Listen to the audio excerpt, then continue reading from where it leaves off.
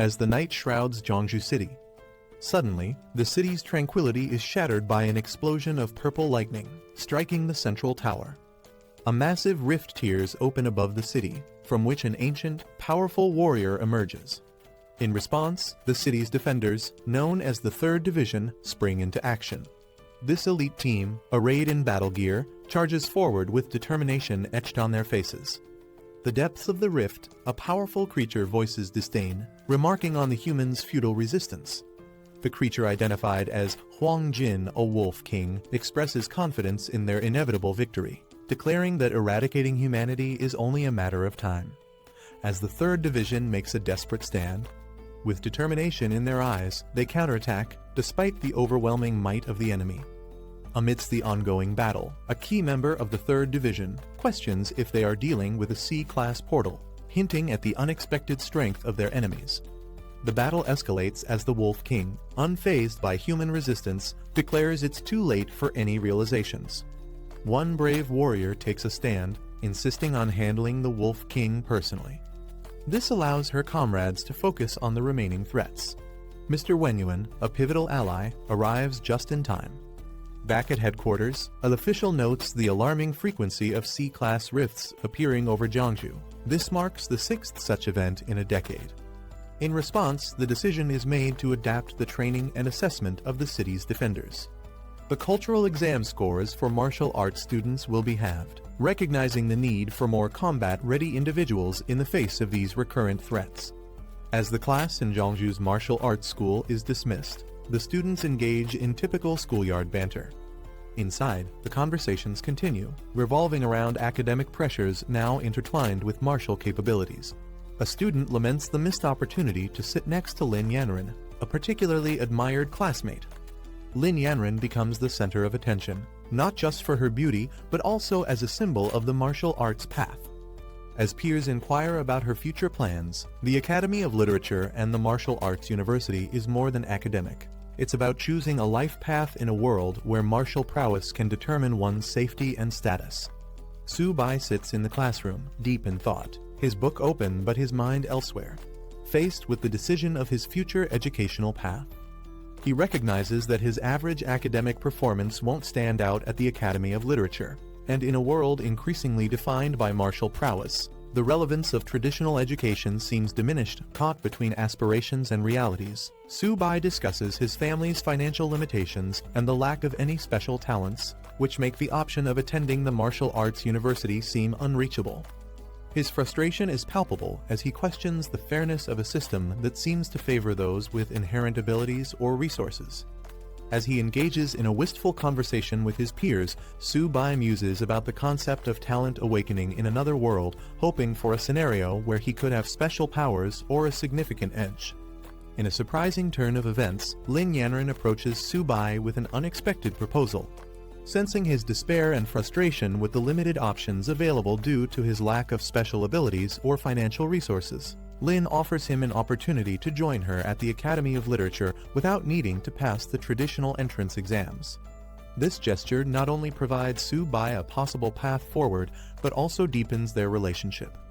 As Su Bai processes this unexpected lifeline, his world is further turned upside down by the sudden activation of a personal system, a common trope in fantasy and martial arts narratives where the protagonist gains access to a unique set of skills or abilities through a digital interface. This system classifies him as a beast tamer and provides detailed stats about his capabilities, including the potential to evolve his talents infinitely. Overwhelmed and unsure, Su Bai stands at the cusp of a new beginning, his previous concerns about his future momentarily overshadowed by the new and mysterious opportunities that the system might offer him. As Su Bai tries to comprehend the sudden appearance of a system interface only he can see, Lin Yanren concerned for his sudden distress. Despite his assurances that he's fine, the situation quickly escalates when a jealous classmate, infuriated by Su Bai's proximity to Lin, confronts them aggressively. As the classmate threatens to teach Su Bai a lesson, driven by of envy and misplaced loyalty towards Lin. The escalating conflict in the classroom is swiftly interrupted by the arrival of a formidable teacher, who commands immediate silence. She brings with her exciting news for the students, effective immediately. Individuals who have awakened their abilities can enroll directly at Jeonju Martial Arts University without the need to pass the cultural exam. Additionally, the cutoff score for the literature exam has been halved for those with the potential to become martial artists, significantly easing the academic burden on students aiming to pursue a path in martial arts. This announcement offers a new horizon for Su Bai and his classmates, potentially altering their educational and professional futures. With the announcement of the new education policy, excitement ripples through the classroom. Students chatter about the lowered exam requirements and the new opportunities for those with awakened abilities. As the teacher offers immediate registration for awakened students, Lin Yanren and Su Bai share a significant glance. Lin speculates about the possibilities this new path could open for Su Bai, hinting at a future where he might not only attend the martial arts university but also rise to prominence within it. Su Bai walking confidently through the city streets, a mere high school student to a potential martial arts contender, setting the stage for his journey in a world where academic and martial prowess are intertwined with one's destiny. On September 18, 1906, a massive spatial rift opened in the sky above Jeonju, changing the course of history. From this rift, a host of terrifying monsters emerged, wreaking havoc across the city. The creatures were relentless, their attacks causing widespread destruction and chaos. As the situation grew increasingly dire, the armies of various countries mobilized, launching a concerted effort to combat these monstrous invaders. The battles were fierce and prolonged, with significant losses on all sides, but eventually, the combined military forces managed to repel the monsters. This event marked a pivotal moment for Jeonju, highlighting the city's vulnerability to supernatural threats and the global community's capacity to respond to such unprecedented crises. Despite repeated military efforts to contain the threat, the persistent rift continued to spawn monsters, prompting a drastic measure. Recognizing the relentless nature of the threat, a daring decision was made to send a suicide squad into the rift to gather intelligence and explore its origins. Inside, they discovered an expansive and boundless land, suggesting a complex network of worlds beyond their own. Faced with the enormity of this discovery, the world's militaries united to construct a formidable military base directly within the rift. This strategic move aimed to fortify humanity's defenses, allowing forces to engage the monsters at the source and potentially control or even close the rift. This base represents humanity's resilience and commitment to safeguarding their world from the continuous onslaught of extraterrestrial dangers. A new era for humanity officially began with the appearance of additional rifts in the sky. Following the first rift in 1906, a second and third rift appeared in quick succession by 1907, and soon more followed. Over the century, these rifts grew more frequent, each introducing a unique breed of monsters, leading scientists to name the interconnected dimensions behind the rifts the battlefield of 10,000 races. As these rifts proliferated, so did the battles and the species of monsters emerging from them. This ongoing war necessitated global cooperation, resulting in the construction of military bases within the rifts to combat the threats directly at their source. Interestingly, alongside the physical battles, a transformation occurred within humanity itself. The spiritual energy of Earth began to rise, awakening latent abilities in humans, giving rise to a new era of martial artists and superpowered individuals. As the intensity of the battles escalated, traditional weaponry began to fall short, replaced by the power of these newly awakened beings. This ongoing war between humans and the myriad of alien races from the rifts has continued to the present day, profoundly impacting every aspect of life on Earth, including educational reforms like those seen at Jeonju Martial Arts University, indicating the severity and widespread nature of this global crisis. Su Bai, having activated a system that grants him the ability to tame beasts, decides to harness this newfound power to safeguard his family in a world increasingly fraught with danger.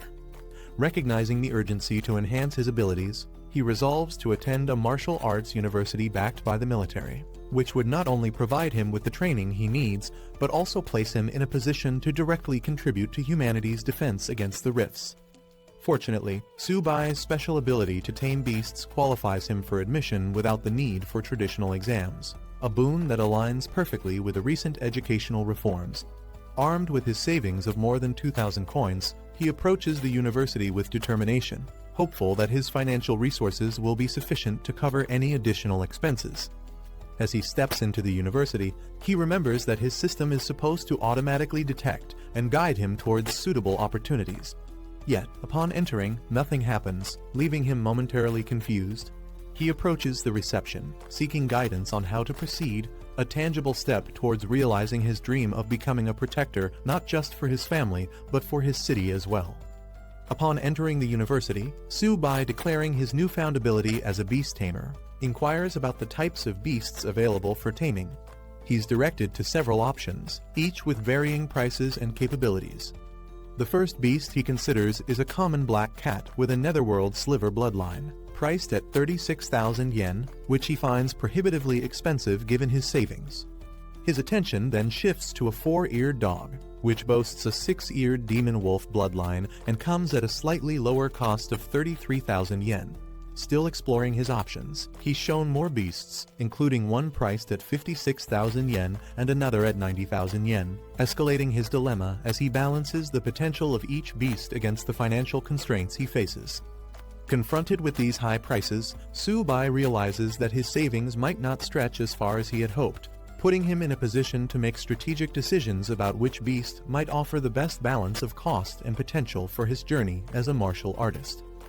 Frustrated by the high prices at the university and feeling like the options available are ripping him off, Su-bai returns home. There, he expresses his discontent with how expensive each beast is just for their bloodline. Upon his return, Su-bai's mysterious system, which had been unresponsive until now, suddenly activates and proposes an unexpected taming opportunity, a small turtle. At first, Su-bai is taken aback and even amused that the system suggests taming a turtle, especially since it turns out to be the very turtle his father has been raising. This revelation brings a moment of comic relief and a touch of irony to his journey. Despite the initial surprise and seeming triviality of the beast, this twist might hint at hidden potentials or qualities in the turtle that are not immediately apparent. This situation sets the stage for Su-bai to explore, and perhaps uncover unique abilities that could significantly aid him in his quest to protect his family and thrive in a chaotic world. After his initial shock and amusement at the prospect of taming a seemingly unremarkable turtle, Su-bai reassesses the situation. His system highlights the turtle's potential, revealing it as an ordinary beginner-level creature with a latent bloodline that can evolve infinitely and eventually attain formidable capabilities.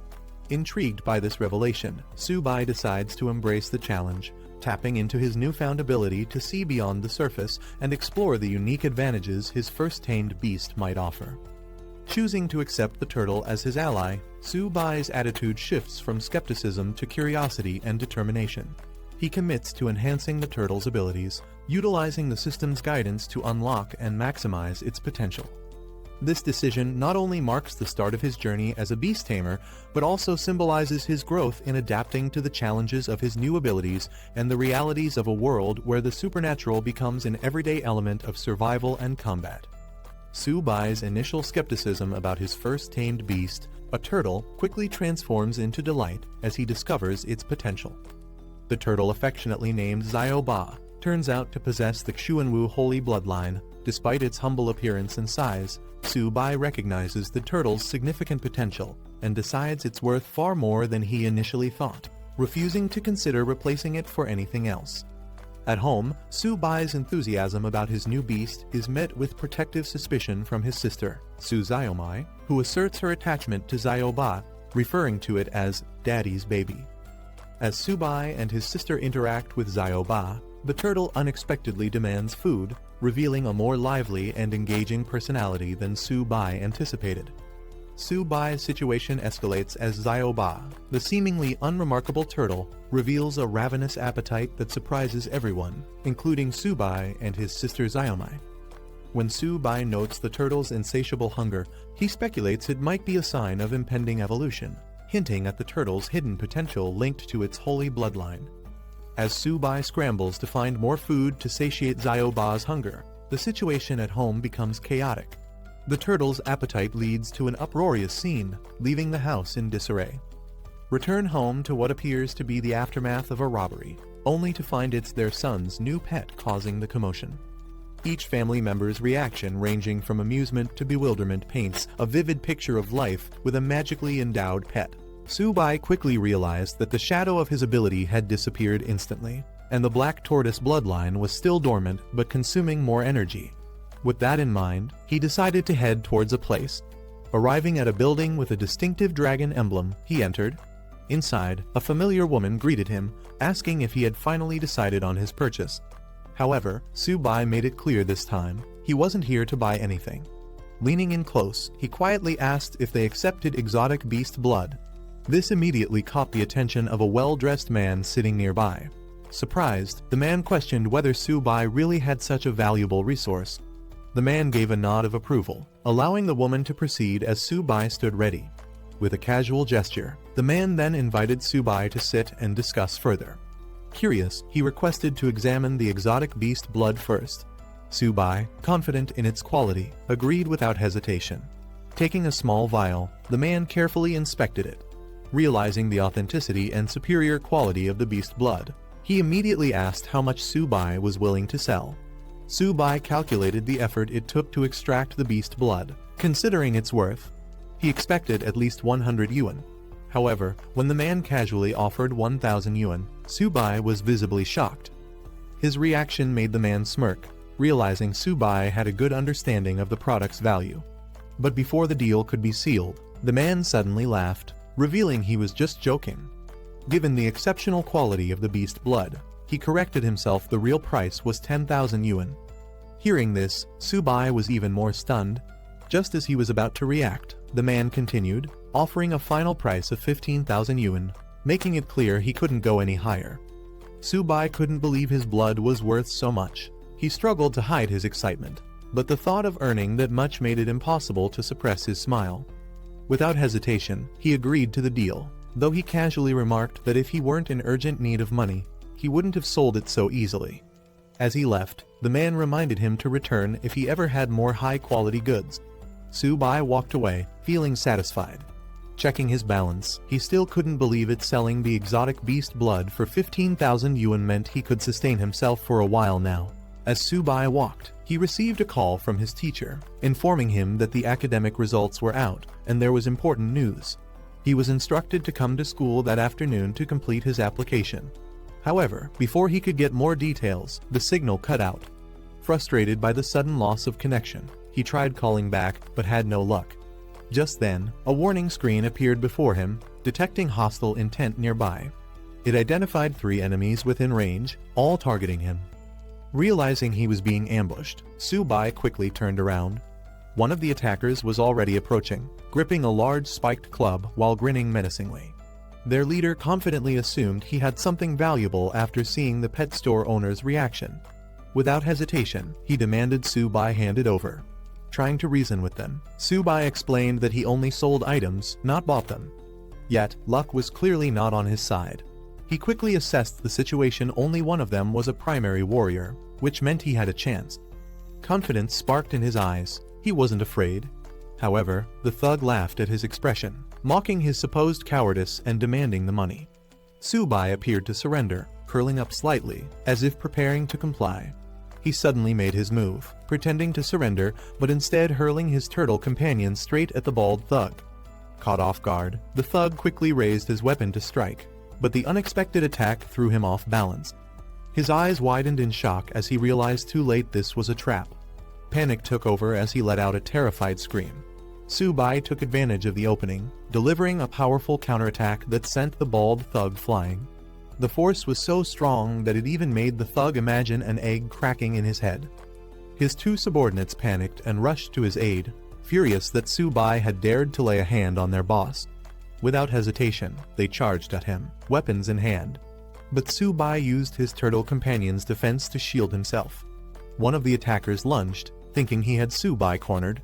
But Su-bai swiftly reacted, grabbing his fist mid-air, ready for the next move. He struck the incoming attacker, sending him flying backward. The second thug barely had time to react before he, too, was slammed into the ground. The bald leader, now regaining his footing, roared in fury. His face twisted with rage as he crawled forward, vowing to kill Su-bai. Su-bai quickly prepared to retreat. He called out to his turtle companion, signaling to pull back before things escalated further. With precise movements, he countered the bald thug's charge, flipping him over and sending him crashing hard into the ground. The thug howled in pain, his earlier confidence shattered. Subai stood tall, looking down at his fallen enemies. They had provoked him, and now they were paying the price. Just as he was about to leave, he noticed something strange. His turtle companion had somehow ended up next to the unconscious thug. Subai noticed his turtle companion holding something glowing in its mouth. Curious, he rushed over, questioning what it had found. Before he could react, the turtle tossed the object into the air. Subai caught it, realizing it was a Kai and blood potion, an incredibly valuable item worth tens of thousands. Shocked, he muttered that warriors typically absorb this potion over an entire month. Yet, his turtle had consumed it all in one go. He stared at the creature, now radiating energy, wondering if it could even handle such a massive boost. Subai's eyes widened as he felt a surge of power coursing through his body. His entire being radiated energy this time. The feeling of growing stronger was overwhelming. A system screen appeared before him, detailing his updated stats. His tamed beast's evolution had increased his attributes significantly, even granting him a new talent. Checking the turtle's stats, Subai was shocked its physique and defense had skyrocketed. The turtle had also grown in size, its shell now radiating with power. The Kai and blood potion had caused an immense transformation, leaving Subai stunned at how much both he and his beast had advanced. Subai recalled what he had learned in class. Normal high-level strength type exotic beasts usually only reached 30 in stats. Yet, his turtle was already exceeding that without even activating its full potential. Realizing the incredible potential his companion had, Subai decided it was time to leave. He patted the turtle, telling it they needed to get moving. Meanwhile, back at school, the academic results had been released, and it was time to submit applications. However, there was also a major announcement. Tomorrow, a special admissions teacher from Marshall University would arrive to conduct an ability test. This was a rare opportunity, as only 2 students would be guaranteed a spot. In class, Lin Yanren asked Subai if he had decided between the Humanities Institute or Marshall University. Without hesitation, he declared that he must get into Marshall University. Surprised, she reminded him that she had asked him to apply to the Humanities Institute with her. Marshall University sends students to the battlefield. It's dangerous, and she was clearly worried. She hesitated, bringing up his grades, implying that he might not be suited for such a path. But Subai remained firm. Someone had to go to the front lines, and he saw it as a good thing. With a confident smile, he revealed his real reason: he wanted to protect someone important. Lin Yanren's heart skipped a beat as she wondered, could he be talking about her? In the classroom, the teacher asks Lin Yanren which institution she plans to apply to. She hesitates, considering her options. A classmate assumes she'll choose the Humanities Institute since she hasn't awakened any abilities or trained physically. Still undecided, Lin Yanren responds that she needs more time to think. Meanwhile, the teacher emphasizes the importance of this decision, instructing students to take their report cards home, discuss with their parents, and submit their applications by tomorrow. As the school day ends, the announcement echoes schools out. The students acknowledge the teacher before heading out. As Lin Yanren relaxes in a medicinal bath, she calls Subai. She announces her decision: she's applying to Marshall University. She hints at a surprise, leaving Subai stunned. Subai, in the middle of training, can't believe what he just heard. He questions if she's serious, but Lin Yanren affirms her choice without hesitation. Not wanting to drag out the conversation, Subai ends the call, saying he has urgent matters to handle. The students gathered as an announcer introduced the military martial arts instructor, Zhang Kai, welcoming him to the stage. A woman addressed the students, explaining that Zhang Kai wasn't just an instructor, he was also their principal and a respected senior. Taking the microphone, Zhang Kai immediately reminded them of the academy's brutal reality, revealing past survival rates. A year ago, 126 students had joined, but only 65 remained. The numbers from previous years were even worse: less than half of each group had survived. 3 years ago, out of 86 students, only 11 were still alive. He made it clear that he wasn't trying to scare them, but to ensure they understood the truth.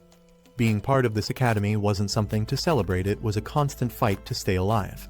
Subai listening as the speech continued. The challenges ahead were clear: duty, responsibility, and the danger of protecting their nation. The instructor then addressed the crowd, reinforcing the academy's purpose. Wuda was a place where the strong were forged. He asked if they aspired to be part of the elite, and the students responded with a unified roar of determination. Satisfied with their enthusiasm, the instructor expressed his anticipation for their performance in the entrance exam. Jiang Kai called out to Subai. He turned, acknowledging the call, while Lin Yanren observed from the side. Approaching him, Jiang Kai confirmed his identity and informed him that a spot had been reserved for him at Wuda. He was instructed to head there immediately and prepare for the entrance examination. Subai was shocked to hear that a reserved spot had been arranged for him. He couldn't believe it, but the instructor confirmed that a vehicle was waiting to take him to the academy's entrance. Meanwhile, other students reacted with surprise and frustration. Some called it favoritism, while others wished they were in his place, envious of the special treatment. Shortly after, the students arrived at Wuda. The instructor announced their arrival, instructing them to disembark. As they stood outside, the instructor called for the students to follow, signaling the beginning of their journey at Wuda. As Subai and the students explored Wuda, they came across a towering stone pillar engraved with the school's motto. The inscription spoke of unwavering honor and dedication to the nation. Subai was impressed by its grandeur, while another student explained its significance. The instructor then led the group forward, guiding them to collect their uniforms before heading to the dormitories. Once there, she directed the male students to their designated area, informing them that they would soon receive further instructions regarding the examination. Subai acknowledged her guidance before heading inside. Reaching his assigned room, Subai reflected on the importance of resources in martial arts training. Inside the dormitory, a red-haired student showed off a rare bottle of medicine, explaining that it was made from extremely rare monster blood his father had acquired. He emphasized how valuable it was, something most people would never see in their lifetime. The others were fascinated, some admitting they had never encountered anything like it before, while one mentioned having bought similar products, but never something this rare. At that moment, Subai entered the room, introducing himself as their new doormate in room 303. A student Han Jiagang acknowledged him, noting that now everyone was present. He then introduced the other two students Tao Jiajun, who casually greeted Subai, and Fan Keon, who gave a friendly nod. Han Jiagang's doormates welcomed Subai, telling him there was no need for formalities since they were all roommates. They showed him the rare monster blood that Han Jiagang's father had obtained, explaining that it was difficult to acquire and required extensive effort to find. Subai, while unpacking, was surprised to hear it came from Yu Mountain and wondered if he was the one who had originally sold it. He casually asked about its price, assuming it must have been expensive. Han Jiagang, however, dismissed the cost, saying each drop was only around 30,000, totaling less than 100,000, an amount he considered insignificant. Hearing this, he realized that he had originally sold it for 30,000, but someone had resold it for triple the price. Frustrated, he cursed the middlemen who had taken advantage of the deal. Inside the dormitory, Subai's roommates excitedly pointed outside, claiming there was an incredibly beautiful girl downstairs. One of them even declared that she was his pick for the upcoming beauty contest. Curious, they rushed to the window, their eyes locking onto the tall, Lai Yanren confidently walking toward the dormitory.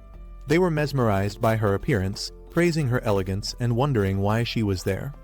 Meanwhile, outside, the dormitory manager stopped Lin Yanren, asking about her purpose in the men's dorms. Without hesitation, she stated that she was looking for Subai. The dormitory manager called out for Subai, announcing that a beautiful girl was waiting for him outside. His roommates were stunned by the revelation, unable to believe what they had just heard. Subai, without hesitation, decided to leave, while his roommates watched in disbelief. They couldn't understand why someone as stunning as her would be looking for him. Suspicious, they started to wonder if Subai was more influential than he appeared. Outside, Lin Yanren greeted Subai, complimenting how well he looked in his uniform. He responded casually. Lin Yanren adjusted Subai's uniform, complimenting him on how good he looked. Subai was caught off guard by her sudden closeness, unsure how to respond.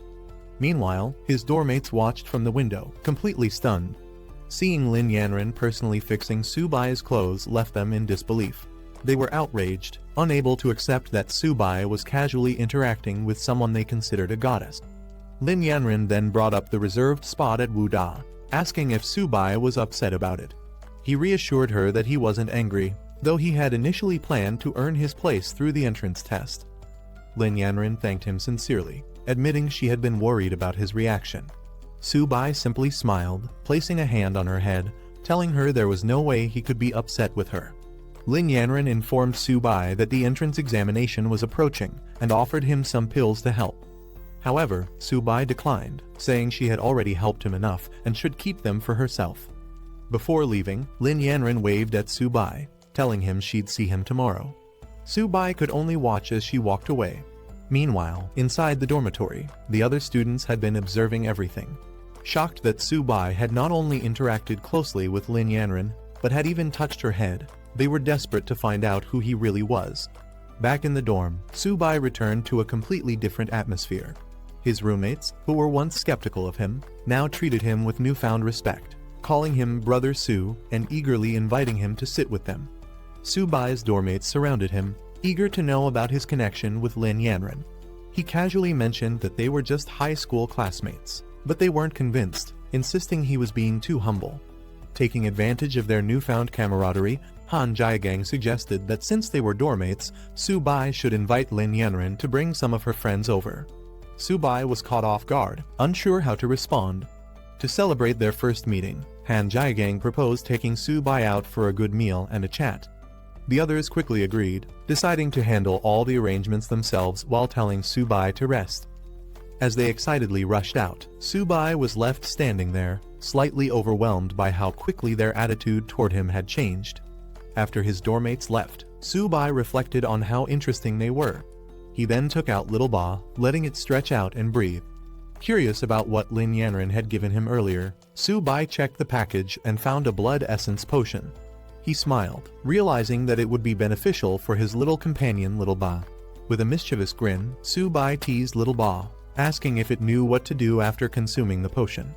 Meanwhile, his dormmates arrived at an extravagant hotel for their gathering. Su-bai was surprised at the high-end choice, questioning if it was necessary. However, Han Jiagang assured him that all he needed to do was enjoy himself and leave the rest to them. At the luxurious hotel, Han Jiagang raised a toast, expressing how fortunate he felt to have such great dormmates, especially Su-bai. The others eagerly joined in, welcoming the camaraderie. As they settled down, Su-bai mentioned his connection with Lin Yanren, casually implying that he could arrange introductions to some of her friends later. Shifting the topic, he told Jiagang that he needed his help with something. Revealing a bottle of rare monster blood, Su-bai downplayed its importance but asked for Jiagang's assistance in handling it. The others were instantly intrigued, recognizing its incredible value. Jiagang examined the blood carefully, realizing that it was of even higher quality than his own. Shocked, he admitted that he had never seen anything like it before. Han Jiagang was shocked by the rarity of Su-bai's monster blood and immediately offered to call his father for assistance. Later, Jiagang stepped aside to make the call, but his father was initially unimpressed, assuming his son had once again run out of pocket money. Jiagang quickly reassured him that this was serious. Explaining the situation, he told his father that his classmate had 7 drops of rare monster blood far superior to what they had obtained before. Unable to determine its value, he sought his father's advice. Hearing this, Jiagang's father was stunned, questioning if it was truly better than before. Jiagang swore by it, urging him to come see for himself. Without hesitation, his father instructed him to send the location, promising to dispatch Master Cow immediately. An hour later, Master Cow arrived to examine the monster blood. The moment he saw it, he was in awe, calling it the purest and most potent he had ever encountered. He excitedly declared that with such high energy content, he could create something extraordinary. Jiagang's father, still skeptical, questioned if Master Cow was exaggerating. However, Master Cow insisted that even with the finest equipment, the value of this blood would only increase. Meanwhile, Su-bai casually sipping a drink as Jiagang marveled at how overpowered his monster blood truly was. Jiagang's father inquired about the price for Su-bai's monster blood. However, Su-bai clarified that it wasn't for sale, he was only willing to exchange it for blood essence of equal value. Acknowledging their connection through Jiagang, his father assured Su-bai that he wouldn't be shortchanged. He offered to take all the monster blood in exchange for 14 bottles of blood essence, a deal that Su-bai readily accepted.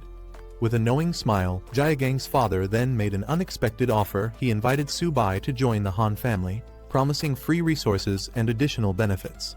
Su-bai politely declined Jiagang's father's offer, stating that he had no plans to join a family for now. However, Jaegang's father tried to persuade him to reconsider. Before the discussion could continue, Lin Yanren suddenly entered the room with a commanding presence. She firmly declared that Su-bai had already made his decision and that no one had the right to pressure him into joining any family. She made herself clear her stance was non-negotiable. Su-bai was surprised to see Lin Yanren and asked why she was there. The others in the room were equally shocked, recognizing her instantly and wondering why she had suddenly appeared. Lin Yanren casually stated that she had come to take care of her own matters and hadn't expected to run into Su-bai. Meanwhile, Jaegang's father and Master Cao observed the situation closely. Jaegang's father was clearly unsettled, realizing there was something significant about her presence. As Master Cao tried to explain who she was, his expression changed to shock as he fully grasped her identity. Jaegang's father explaining that it's all a misunderstanding. He insists that Su-bai and his son are not just classmates but also close brothers. Lin Yanren asking if he's heading back to school. She suggests they go together.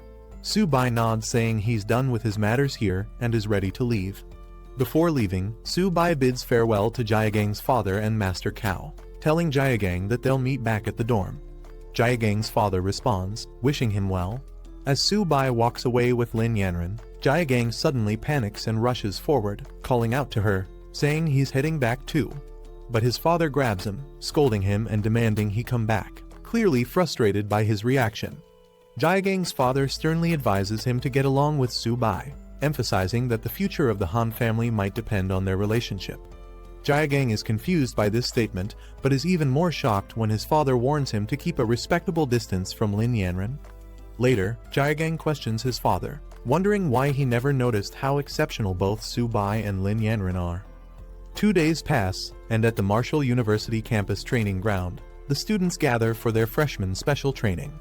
The instructor announces that this session's training will take place at a significant location.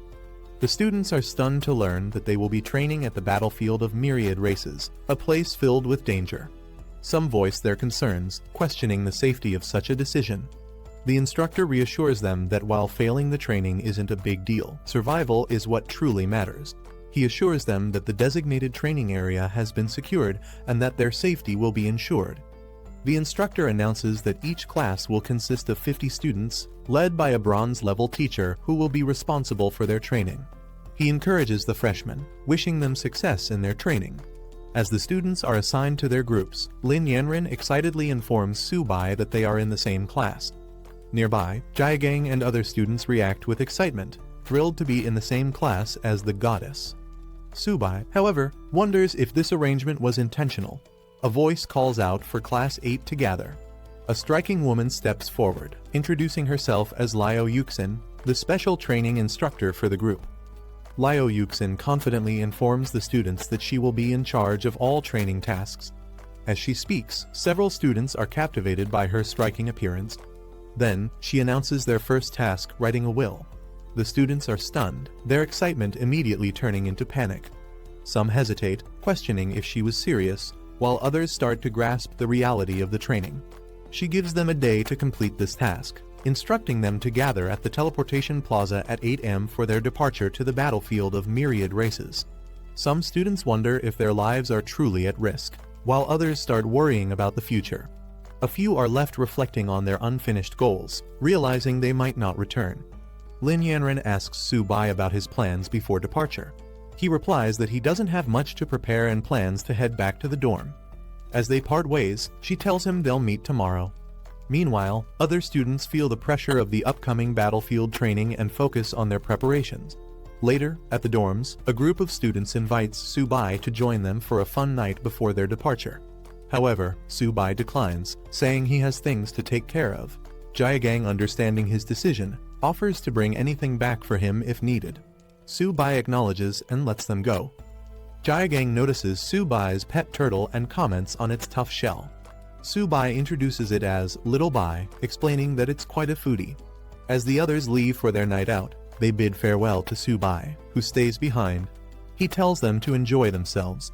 Alone in the dorm, Su-bai prepares food for Little Bai, teasing it for always eating. He lets it feast, reminding it to prove its worth on the battlefield. Meanwhile, he prepares his own supplies, making sure everything is ready for tomorrow. Little Bai eagerly devours its meal, and Su Bai reassures it that no one will take its food away. As Su Bai feeds Little Bai, a notification appears, announcing that the tamed beast has evolved into an ordinary high-tier beast. Along with Su Bai's level increasing, Little Bai gains a new talent, Heavy Strike. A detailed status screen reveals Little Bai's improved attributes, including Constitution, Defense, and Agility.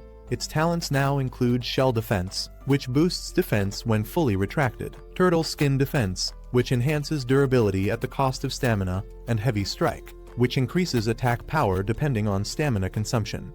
Another screen displays Su Bai's updated stats, confirming that he, as a beast tamer, benefits from his beast's evolution. His base attributes have grown, and Little Bai's abilities will partially enhance him as well. Excited about the improvements, Su Bai acknowledges that the Blood Kai powder played a crucial role in the upgrade. He praises Little Bai, encouraging it to give its best performance in the upcoming battle. Little Bai responds confidently, ready for the challenge ahead. The preparations for battle are complete, and a report is sent to the chief instructor confirming that all students are ready. Instructors stand by as orders are given to activate the teleportation array. With a command, the massive portal begins to hum with energy. Students marvel at the enormous teleportation array, acknowledging that only Marshall University could provide such a grand sight. Before departure, Lin Yanran expresses concern for Su Bai, urging him to stay cautious on the battlefield. Su Bai reassures her with confidence, promising that they will complete their mission successfully. She nods, wishing him luck as they prepare to embark on their journey. As the teleportation process begins, Su Bai and the students step forward, preparing for the transfer. A bright glow surrounds them as the command is given. The students arrive at their destination, disoriented but amazed. Jiagang stumbles slightly, exclaiming in surprise, while others look around in awe. A student wonders if this is the military base within the battlefield of myriad races. They take in the vast structure, realizing they have truly arrived. Some are excited, marveling at the incredible technology, while others remain cautious about their new surroundings. Before the excitement can escalate, Liu Yuxin commands everyone to quiet down. She addresses a high-ranking officer, Deputy Commander Liatao, apologizing for the students' reactions, explaining that they are all new recruits who haven't seen much yet. The Deputy Commander of Military Base F-269 introduces himself, making it clear that rank doesn't matter here, everyone follows his orders. He demands acknowledgement, and the students, led by Liu Yuxin, respond in unison, affirming their understanding. As the commander addresses them, Jiagang questions why they should be impressed by a mere deputy commander. However, Su Bai observes the scar on his face, recognizing that he must be a seasoned officer. The commander then assigns their first task, cleaning the battlefield. However, it's not just about clearing debris. They must also eliminate any remaining shadow cats lurking in the area. He deems it a perfect test for new recruits stepping onto the battlefield for the first time. The deputy commander explains the reward system. Eliminating shadow cats earns merit points, which can be exchanged for valuable resources like blood kai powder and body refinement elixirs, helping students enhance their strength. Hearing this, the students become excited. Jiagang and others realize why so many risk their lives to enter the battlefield of myriad races. The opportunity to exchange merit points for potions makes the mission even more rewarding. Noticing their enthusiasm, the commander smirks, acknowledging their eagerness for action. Without wasting time, he gives the order to move out. The students respond energetically, ready to start. Su Bai, confident in his skills, looks forward to accumulating merit points. He also considers how much Little Bai will benefit from this hunt, anticipating a feast for his pet. The group arrives at a section of the base where wounded soldiers are being treated. Many are covered in injuries, fresh from battle, groaning in pain as they receive medical attention. Seeing this, the students are shocked. They question whether these injuries were caused by shadow cats, the lowest-ranked monsters. Doubt and fear spread among them. If even such weak creatures are this dangerous, how will they survive? One student panics, worrying about making it back alive. However, Liu Yuxin quickly shuts down the fear-driven murmurs, reminding them that the battlefield of myriad races is not a place for hesitation. Anyone who joined Marshall University should already be prepared for danger. Lin Yanran, feeling uneasy, tells Su Bai to stay close to her in battle, not wanting anything to happen to him. Su Bai acknowledges her concern, but he knows they must remain vigilant at all times if they want to make it through alive. A soldier reports to the deputy commander that they have been guarding the northern gate and have successfully eliminated 35 beasts that attacked the camp. Awaiting further orders, the commander decides it's time for the recruits to experience the true nature of the battlefield. With a firm command, he orders the camp gate to be opened. Liao Yuxin reminds them that this is a rare opportunity, as Deputy Commander Liatao himself is leading the team. They must prove themselves in battle. Liatao warns the recruits, having left their wills behind, they must now be prepared to walk alongside death every second from here on out. The commander addressed the gathered rookies, ensuring they were ready for the mission. With their confident response, he wasted no time giving the order to move out. Meanwhile, the strike force was instructed to follow and provide protection. As they proceeded, Liao Yuxin questioned why Captain Fu was personally leading the team, noting that clearing a battlefield wasn't particularly dangerous. The commander casually dismissed her concerns, saying it would be a waste to send inexperienced rookies straight to the front lines. When Yuxin pressed further, he cut her off, telling her not to ask unnecessary questions. Later, as they marched, Yuxin expressed gratitude for his presence, but the commander brushed it off, stating that the students were warriors on the battlefield, and it was his duty to protect them. At Didu, the highest military command post in Long, an urgent report was brought forth. Officials wasted no time in allowing the messenger to speak. The report detailed a dire situation. Monsters had broken through defenses on the battlefield of all races. A powerful group from the Young Cats tribe was already engaged in combat, but the crisis was far from contained. The invading horde had spread out, launching attacks on 12 additional military camps in the southwest. A high-ranking officer swiftly took charge, ordering an immediate assessment of the monsters' movements and warning other camps to prepare for battle. He emphasized the importance of protecting the new students from Wuda, as they represented the future of Long. The command was clear: these recruits must be safeguarded at all costs. Meanwhile, in Area F-269, the battlefield was chaotic. Soldiers were reminded that time was critical. Every moment spent there increased the risk of death. Fires raged, fallen enemies littered the ground, and the battle showed no signs of slowing. The rookies had entered a true war zone, where survival depended on speed and skill. Su Bai and his team continued harvesting resources from the battlefield. One of them pointed out that the hides, blood, flesh, and claws of the Yaoming cats could be used to craft weapons and medicines. Another remarked that with such valuable materials, it was no surprise that many people were willing to venture into such a dangerous place. Excitedly, someone announced they had found another monster core, celebrating their luck. Su Bai focused on gathering more resources, planned to collect additional cores to exchange for blood spirit essence. He figured this would allow his companion, Little 8, to level up once again. However, his interface suddenly flashed with an urgent alert. 164 Yaoming cats were rapidly approaching from 3 kilometers away in the southwest forest. The warning classified the situation as an extreme danger, rating the threat level at 5 stars and the danger to life at 4 stars. Su Bai was taken aback. The last time his system had issued a warning, it was for a minor threat, a low-level martial artist. But now, it was flagging a 5-star, life-threatening crisis. Alarmed, Liao Yuxin noticed his change in expression and immediately asked what was wrong. Su Bai urgently called out to Liao Yuxin, warning her about a large horde of monsters moving toward them from the southwest. Perched on a tree, she seemed skeptical, but listened as he insisted on the danger. Observing the area, Liao Yuxin found nothing unusual, only silence stretching across the battlefield. Frustrated, she reminded Su Bai that this was a battlefield, not a place to stir panic. Recklessly alarming others could have severe consequences. However, Su Bai insisted he wasn't joking. The threat was real, and the monsters were approaching fast. Captain Fu, overhearing their exchange, stepped in. He confidently dismissed Su Bai's claims, asserting that no monsters were within 2 kilometers.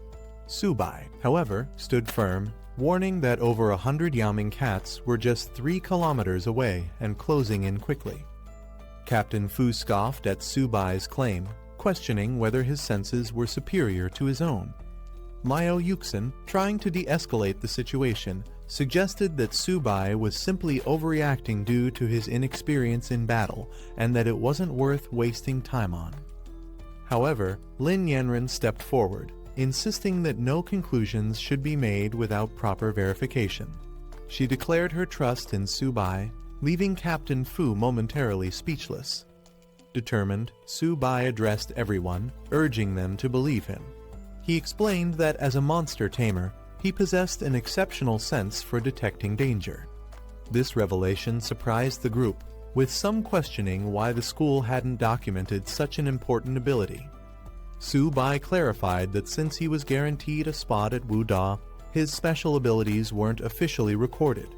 Doubts spread among the others if he truly had the ability to tame monsters. Why had no one seen any proof of it?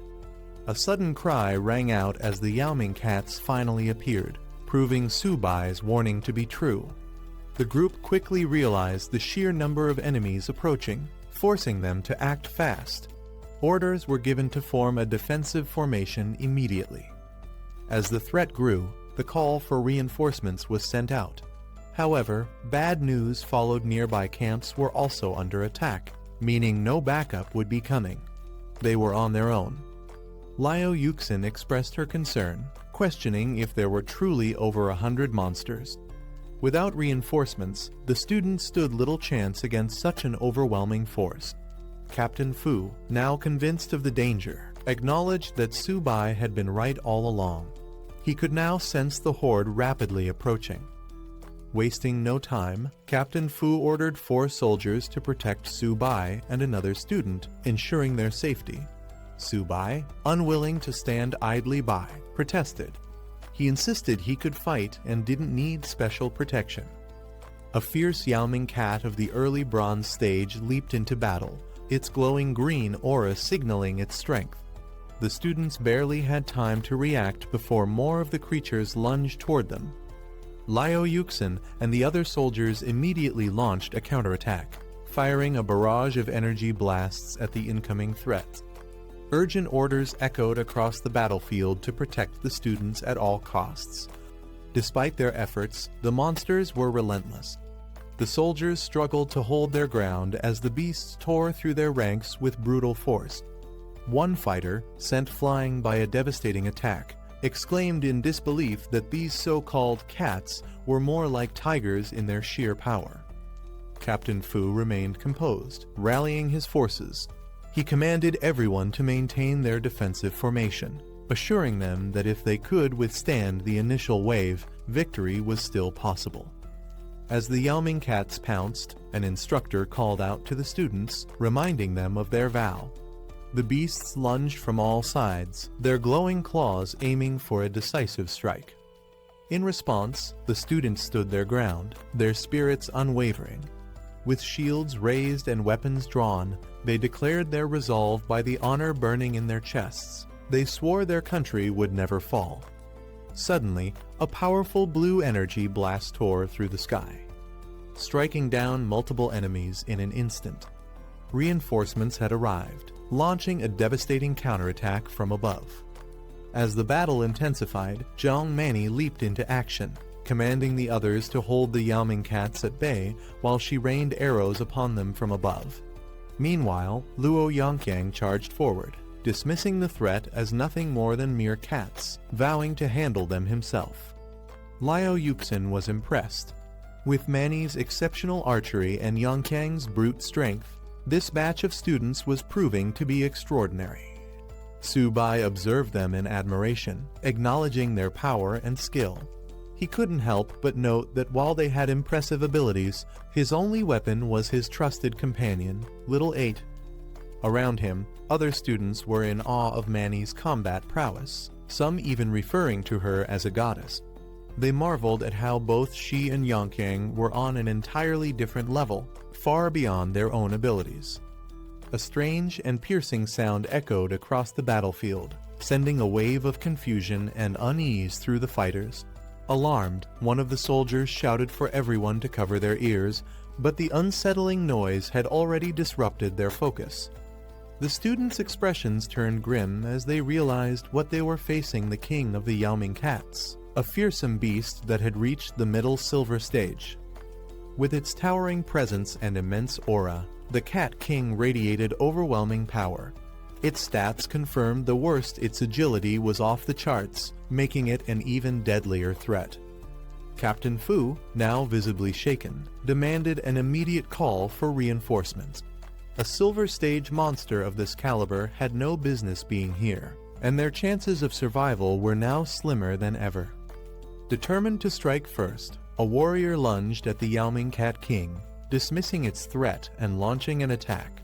Another student attempted to assist, aiming to disrupt the beast's vision and create an opening. However, Liao Yuxin's expression turned to panic as she realized the recklessness of their actions. She shouted at them to retreat, warning that a silver stage monster was not something they could handle so carelessly. Before they could react, the Cat King countered with a devastating energy attack, sending its challengers flying through the air. The overwhelming force of the beast was undeniable, and the reality of its power became clear as one of the students crashed hard into the ground, unable to withstand the impact. Liao Yuxin shouted in frustration, urging the students to fall back immediately. But it was too late. The Cat King had already launched its counterattack. Seeing no other option, the soldiers provided cover fire, desperately trying to suppress the beast's advance. A terrified student found himself directly in the Cat King's path, its massive frame looming over him. With energy surging around it, the beast prepared to strike. The student screamed for help, realizing he was powerless against such overwhelming strength. Just as the fatal blow was about to land, a sudden blast struck the Cat King, knocking it back. Little Bai arrived with force, deflecting the attack and creating a moment of hope amid the chaos. Liao Yuxin and the others stared in disbelief at the unexpected newcomer. A turtle? She could hardly believe it. Another student quickly recognized it as Su Bai's beast companion, Little Bai. Su Bai stepped forward with confidence, finally revealing himself as a beast tamer. He declared that while the others should handle the smaller enemies, he and Little Bai would take on the Cat King directly. The astonishment only grew when Little Bai unleashed a powerful attack, sending the mighty Cat King flying. The students were completely dumbfounded. How could a turtle be this strong? Liao Yuxin, still trying to make sense of it, turned to Su Bai in shock. Was this truly the beast he had tamed? Nothing about it seemed ordinary. The tide of battle had shifted, but with this unexpected twist, everyone was left questioning just how powerful Su Bai and his companion really were. Su Bai commanded Little Bai to unleash its strength against the Cat King. The seemingly slow turtle suddenly moved with incredible speed, shocking everyone. The students could hardly believe their eyes. Was this really a turtle? As the battle raged, even Liao Yuxin admitted her surprise at Su Bai's abilities. No one had expected him to be this skilled, and his beast companion was unlike anything they had ever seen. With Su Bai now facing off against the Cat King, Liao Yuxin took charge of the battlefield. She rallied her classmates, calling for them to regroup and eliminate the remaining ghost cats before they could overwhelm them. The students responded with renewed determination, launching a fierce counterattack. The battle had now fully shifted into two fronts: Su Bai's showdown with the Cat King, and the students' fight to clear the battlefield. The Cat King roared in fury, unleashing a devastating attack as it pinned Little Bai under its massive claws. Energy surged through its body as it prepared to deal a crushing blow. A barrage of blue energy blasts erupted, forcing the Cat King to momentarily recoil. However, to everyone's shock, Little Bai remained unharmed, its shell absorbing the full force of the attack. The beast's legendary turtle armor defense had activated, leaving the Cat King stunned as it reeled back in disbelief. One of the soldiers looked on in pure astonishment. How was an ordinary beast holding its ground against the claws of a silver stage Cat King? What kind of monstrous defense was this? Seizing the opportunity while the Cat King was distracted, a soldier called for cover fire as he prepared to land a decisive strike. His comrades responded immediately, keeping the battlefield secure as he moved in. With precision, he targeted the beast's weak spot, its waist and abdomen. Flames erupted around his blade as he leaped into the air, ready to deliver a crushing blow. the attack came down with immense force, aimed directly at the Cat King's vulnerable point. The beast roared in pain, its body writhing under the impact. But just as victory seemed within reach, the Cat King twisted its body at the last moment, narrowly avoiding a fatal strike. In an instant, it countered, sending the attacker flying backward. The plan had failed just barely.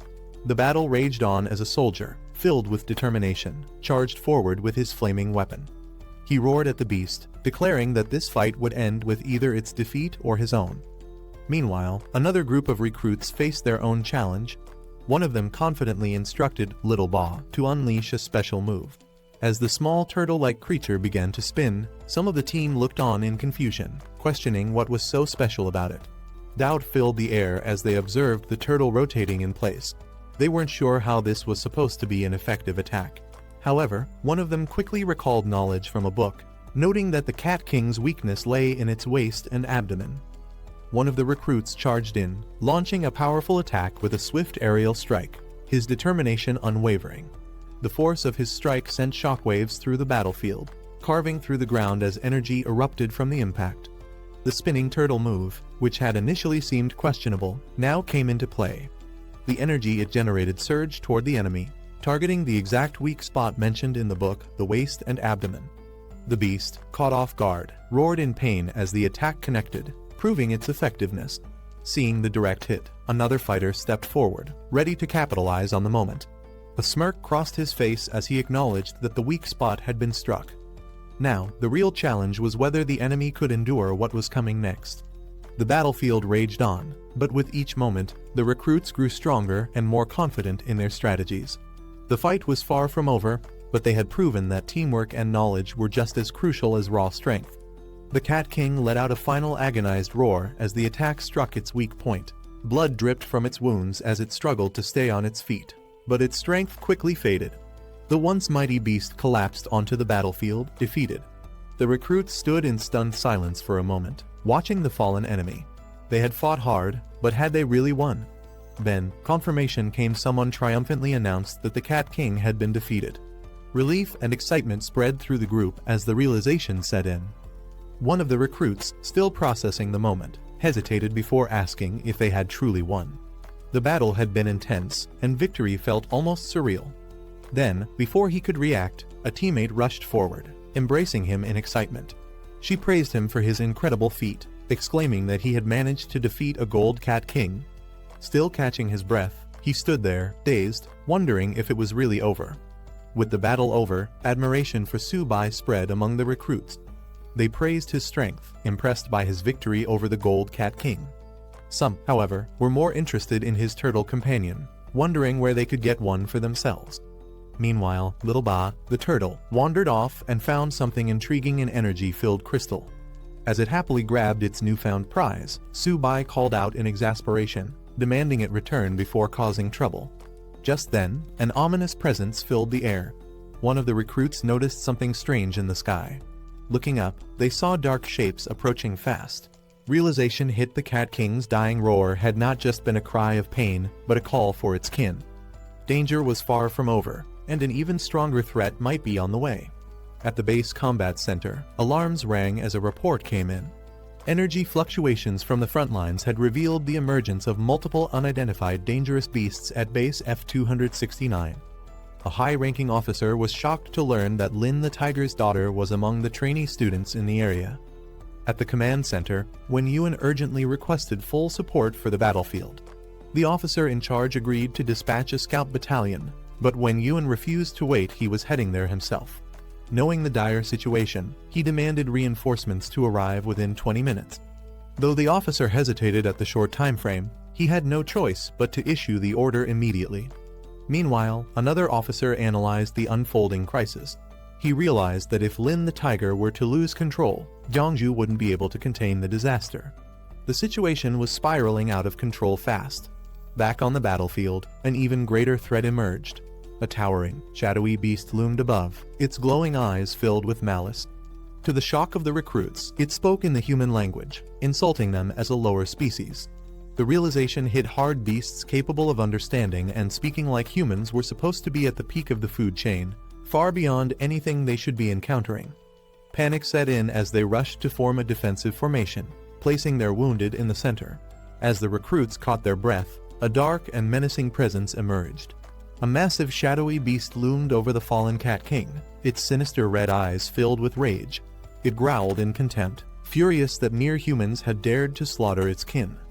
Before anyone could react, the creature lunged at the Cat King's lifeless body, devouring it in an instant. The recruits stood frozen in horror. Something this powerful shouldn't even exist here. It was an impossibility, a nightmare come to life. A warning notification suddenly flashed in front of one of the recruits.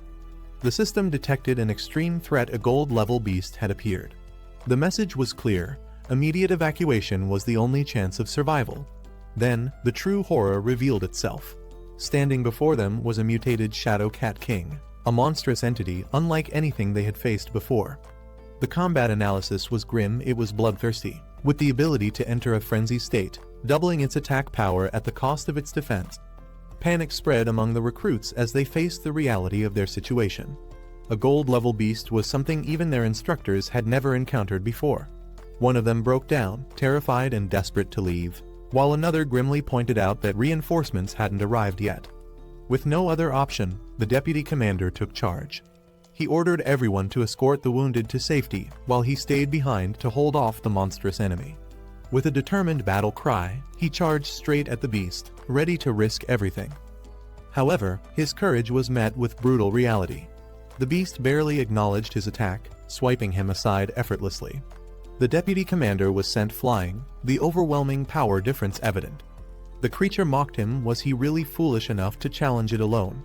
Seeing their leader in danger, one of the recruits quickly shouted for Little Ba to step in and protect him. The battle was far from over, but the gap in strength was becoming painfully clear. Little Ba launched itself into action, intercepting the gold-level beast's devastating attack. Flames and energy surged through the battlefield as the turtle bravely took on the monstrous foe, its shell acting as an impenetrable barrier. The beast staggered back in disbelief. Despite its overwhelming power, it couldn't break through the turtle's defenses. It was forced to acknowledge the creature's resilience. This turtle's shell was unbelievably tough. But even the strongest defense had its limits. Deep cracks formed across Little Ba's shell as it bore the brunt of the attack. One of the recruits rushed forward, eyes filled with concern, calling out to see if the brave turtle was still alright. Su Bai staggered, blood trickling from his lips. Lin Yanren, noticing his condition, immediately panicked. He was injured. But something was off. Su Bai wasn't in a direct fight, so how could he be wounded? Liao Yuxin, observing from a distance, couldn't believe it either. She speculated that this might be due to the beast tamer talent, Origin Confluence, a rare ability. The commander, however, found it hard to accept and decided to check on Su Bai himself. A system warning confirmed their suspicions. Su Bai's tamed beast was in critical condition, and because of Origin Confluence, he was sharing its pain and injuries. As they reached him, they found no external wounds, yet his body showed clear signs of strain. Yuxin marveled at the possibility that Su Bai had truly mastered this legendary beast-taming skill. Lin Yanren anxiously asked if he was alright, and despite his weakened state, Su Bai managed to assure them he was fine. Liao Yuxin quickly realized that Su Bai was suffering from the attacks meant for his tamed beast, the silver-level nether cat. Knowing he couldn't withstand the damage alone, she immediately called for support. Lin Yanren agreed they couldn't let him fight by himself. The other trainees rallied behind them, weapons drawn, ready to assist. Meanwhile, the enemy loomed in the shadows, glowing eyes burning with disdain. It scoffed at their efforts, viewing them as nothing more than insignificant pests. As the battle erupted, Liao Yuxin and the others charged forward, launching an assault on the beast. But just as she prepared to strike, something unexpected happened. Her expression changed as she sensed imminent danger. With wide eyes, she realized she had miscalculated. Lin Yanren rushed forward, pushing Su Bai out of harm's way as a dark force surged toward them. A massive explosion erupted, engulfing the battlefield in flames. As the smoke cleared, Lin Yanren held onto Su Bai, her eyes widening in disbelief. Su Bai, now steady, smirked with confidence. He revealed that the crystallization of the Silver Cat King had finally been fully absorbed. Su Bai's tamed beast, the little tortoise, had undergone a breakthrough, advancing to bronze tier with significantly enhanced attributes. Its new talents granted it a powerful defensive barrier, a spirit-infused form for combat, and even the ability to manipulate gravity. A brilliant golden light engulfed the battlefield as the tortoise evolved into a massive armored beast. Liu Yuxin and the commander could hardly believe their eyes. This wasn't an ordinary upgrade. Could it have reached an epic-level transformation? Meanwhile, Lin Yanren helped Su Bai to his feet, relieved to see that his injuries had healed. Su Bai assured her that he was fine now. Su Bai stood tall, commanding his tamed beast to eliminate the enemy. In response, the newly evolved tortoise unleashed its power, striking with devastating force. The monstrous foe was sent flying, crashing into the ground with immense impact.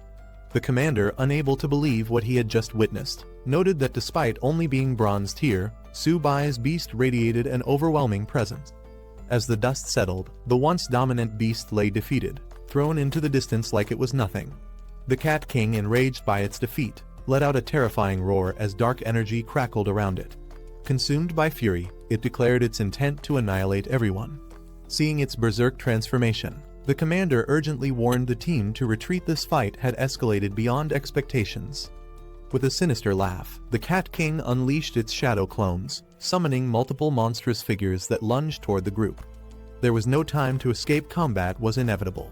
Before the clones could reach their targets, Su Bai's tamed beast took action. The golden tortoise roared, its immense body shielding the team from the incoming attack. Su Bai didn't hesitate. He commanded his beast to put an end to the chaos. In an instant, a powerful gravitational force erupted from the tortoise, pulling everything toward it. One of the trainees struggled to defend himself as a shadow beast lunged at him, its claws aimed for a lethal strike. But before it could land, a massive force pulled the creature away. Su Bai's tamed beast unleashed its gravitational might, sending the enemies hurtling through the air. With an earth-shattering roar, the armored tortoise stood tall, radiating an unstoppable power. Su Bai's eyes burned with determination as he commanded his beast to go all out. Responding to its master's call, the golden tortoise let out a deafening roar, gathering an overwhelming surge of energy in its core. The air trembled as it unleashed a massive energy blast, a blinding beam of golden light shooting toward the heavens. The shockwave from the attack spread across the battlefield, forcing everyone to shield themselves. As the golden energy engulfed the battlefield, the enemy was completely overpowered. From a distance, a man watched from atop a tree, intrigued by the overwhelming scene before him. Down below, the surviving warriors scrambled to clear the battlefield, tending to the wounded and gathering what remained. After the battle settled, the man approached, relieved to see Lin Yanren unharmed. She assured him that she was fine, then curiously asked about his sudden arrival. Meanwhile, the deputy commander of the F-269 military base provided a report. During the battle, their forces worked alongside university students and mentors, eliminating over 800 nether cats, including bronze, silver, and even a gold-level beast. He explained that they were now assessing casualties and tending to the wounded. Shocked by the mention of a gold-level creature, one of the officers couldn't believe such a powerful foe had appeared. But what surprised him even more was that Su Bai had been the one to take it down. Hearing this, the man now identified as Mr. Wenyuan turned his attention to Su Bai. He directly asked if he had truly been responsible for the Cat King's defeat. Remaining humble, Su Bai clarified that it was a team effort, acknowledging the contributions of the deputy commander and the mentors. Mr. Wenyuan approached Su Bai with an offer. After graduation, he could further his studies at Jiangzhou Fortress, where he would receive personal guidance despite the decline of beast tamers. Su Bai, though honored, admitted he hadn't made a decision yet. Meanwhile, the battlefield had been cleared, and the deputy commander gave the order for everyone to return to base. The students were instructed to enter the portal in an orderly fashion, with the deputy commander praising them as the strongest group he had ever encountered. As they prepared to leave, the officers observed the recruits, noting their potential. Su Bai, in particular, stood out. His strength as a freshman was nearly unimaginable.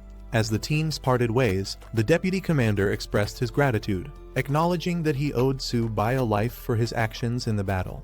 Liu Yuxin responded modestly, bidding him farewell until they met again. Su Bai and the others finally returned, stepping out of the portal. For some, the mission had been thrilling, while for others, it was an experience they wouldn't forget anytime soon. At the university, a grand welcome awaited them. Faculty and students hailed them as heroes, celebrating their return. Among the returning students, some were humbled, recognizing that Su Bai was the true hero of the battle. Others were just relieved to have made it back alive, reflecting on how many of their classmates hadn't been as fortunate.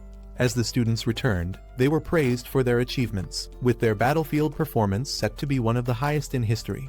However, for Subai and many others, the only thing they cared about was getting some well-earned rest. Back at the dorms, exhaustion hit them all at once.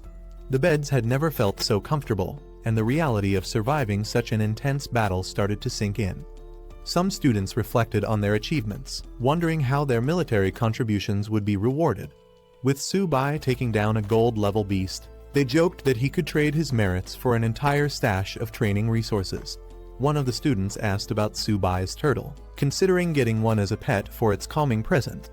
Subai hesitated, knowing full well that his little tortoise was far from ordinary. Loud knocking echoes through the dormitory, waking Jayagang up. Still half asleep, he groggily complains about the noise, questioning who would be knocking so early. Rubbing his eyes, he reluctantly makes his way to the door and opens it, only to be caught off guard by the unexpected sight before him. Standing outside are several senior female students from the Jiangwu Student Council, holding breakfast and smiling warmly. They cheerfully introduce themselves, explaining that since the juniors had just returned from the battlefield, they decided to bring them food as a reward. One of them teasingly warns that since the meals were personally prepared by their senior sisters, no one is allowed to complain. Still struggling to process what's happening, Jayagang looks on in confusion as the students then ask which one of them is Subai. The senior students confidently enter the dorm, assuring the juniors that they appreciate their efforts and won't let their kindness go to waste. However, they remain focused on their primary concern, finding Subai. They ask once again, eager to meet him. One of the dorm residents, still in his pajamas, looks confused but asks if he can take a photo with them. Meanwhile, another dormmate informs them that Subai has already gone out for a run, questioning if they personally know him. The senior students are momentarily frustrated, wondering why no one mentioned Subai's absence earlier. One of them remarks that Subai has become incredibly well known, implying that practically everyone in the school knows about him now. However, she laments that Subai himself doesn't seem to know her. Curious about Subai's rising fame, one of the juniors wonders if he has become popular. The senior students confirm this, suggesting they turn on the TV to see for themselves. As the conversation continues, one of the seniors playfully decides to take the breakfast away, since Subai isn't there to receive it. While Subai is out on his morning run, an urgent news broadcast airs on the country's military channel, drawing attention from students on campus. The news report announces a major event just the previous day. A large-scale attack occurred across multiple military bases, led by 10,000 races of ferocious beasts. The attacks devastated several provinces, leading to chaos and destruction. The report highlights that among these beasts, some exhibited golden-level combat power, making the battle even more intense. Many students from different regions lost their lives in the onslaught, unable to withstand the overwhelming force of the beasts. However, amidst the tragedy, there was also resistance. The broadcast then shifts focus to Jiangsu Martial University, where both instructors and students fought bravely against the invading creatures. Their efforts led to the defeat of several high-ranking beasts, including one golden-level ferocious beast, a silver-level beast, multiple bronze-level creatures, and countless ordinary monsters. The news serves as a reminder of the harsh reality of battle, but also a testament to the strength and resilience of those who stood their ground. The news broadcast takes an unexpected turn as it highlights Subai, a first-year student who astonishingly held back a golden-level ferocious beast single-handedly. Despite being under heavy attack, he achieved the remarkable feat of cross-tier killing, fighting alongside instructors and military experts. The report emphasizes that while many forces were overwhelmed, Jiangsu Martial University stood victorious, proving their strength in battle. Following this revelation, the military announces honors for the university's participants. All involved students and instructors will receive a second-class merit and be awarded the Great Wall Silver Medal. However, Subai, recognized for his outstanding military achievements, is granted a first-class merit and receives the prestigious Great Wall Golden Medal, a highly coveted honor. As the news spreads, students across campus react in disbelief. The idea that a freshman could receive such a prestigious award is almost unimaginable. Many express admiration, wondering who Subai really is and how he managed such an accomplishment. Some see him as a symbol of hope for humanity, while others simply want to meet him. Amidst the growing attention, one enthusiastic girl boldly proclaims that she wants to date Su-bai, sending the crowd into an excited frenzy. Meanwhile, Su-bai, realizing the sudden spotlight on him, starts feeling overwhelmed and contemplates making a quiet escape before things spiral out of control. After stepping away from the crowd, Su-bai takes a moment to process everything that has happened. Just as he tries to clear his head, his phone suddenly rings. On the other end is his excited younger sister, who eagerly tells him that he's on TV. Su-bai, already aware of the situation, responds nonchalantly. She then informs him that their parents want him to come home for a visit and treat him to a meal, but Su-bai hesitates, wondering if it's really necessary. Back home, his parents are overwhelmed with pride. His father mentions how all the neighbors are talking about him, and his mother adds that a relative even called, eager to introduce him to a potential girlfriend. His sister, realizing the growing attention on their family, urges him to return soon before people start showing up at their house uninvited. After considering everything, Su-bai decides to take a short break and visit home since his tests have just ended. He acknowledges that his sudden fame will likely make his father so proud that he'll be grinning in his sleep. As Su-bai arrives home, he is immediately met with an overwhelming reception. The entire neighborhood seems to be gathered, excitedly announcing his return as if welcoming a legendary hero. Caught off guard, Su-bai is bewildered by the attention, questioning whether all of this excitement is really for him. Before he can process it, a crowd quickly surrounds him, showering him with praise. Familiar faces from his childhood emerge, eagerly reminding him of their past connections. The overwhelming enthusiasm makes Su-bai realize that his sudden fame has spread far beyond what he expected. As he finally steps into his home, his family rushes to greet him. His sister excitedly throws her arms open, thrilled that he has returned, while his parents beam with pride. The warm welcome, though intense, reminds Su-bai that no matter how much his world changes, his family will always be his anchor. As soon as Su-bai arrives, the overwhelming hospitality of his neighbors kicks in. One of his aunts invites him over for dinner, proudly announcing that she made seafood dumplings, only for Su-bai to politely decline, explaining that he is allergic. Another enthusiastic neighbor insists on bringing him over for a drink, boasting about a special dish he has prepared just for the occasion. Realizing that the situation is getting out of hand, Su-bai's father steps in, thanking everyone for their kindness but explaining that the family has already prepared a meal at home. He assures them that once things settle down, Su-bai will make time to visit each of them. Su-bai agrees, knowing he can't refuse everyone outright, but hoping to escape the immediate flood of invitations. The situation takes a turn when one of the elders eagerly suggests introducing Su-bai to her granddaughter, hoping to set them up. Before Su-bai can even react, another person interjects, claiming that she isn't worthy and that they should introduce him to someone else instead. Overwhelmed and unsure of how to respond, Su-bai finds himself stuck in the middle of their matchmaking plans. Later, back home, Su-bai vents to his sister, regretting that he didn't sneak in under the cover of darkness to avoid all the attention. His sister laughs, teasing him that it wouldn't have mattered one of their aunts had already stationed herself near their house, waiting to introduce her granddaughter to him no matter what. Realizing he's completely trapped by his newfound fame, Su-bai sighs, wondering how long this chaotic homecoming will last. After the chaotic welcome from his neighbors, Su-bai finally makes it home, where his parents prepare a warm family meal. His mother informs him that his father is personally cooking today, and she asks his sister to assist in the kitchen while telling Su-bai to take a break.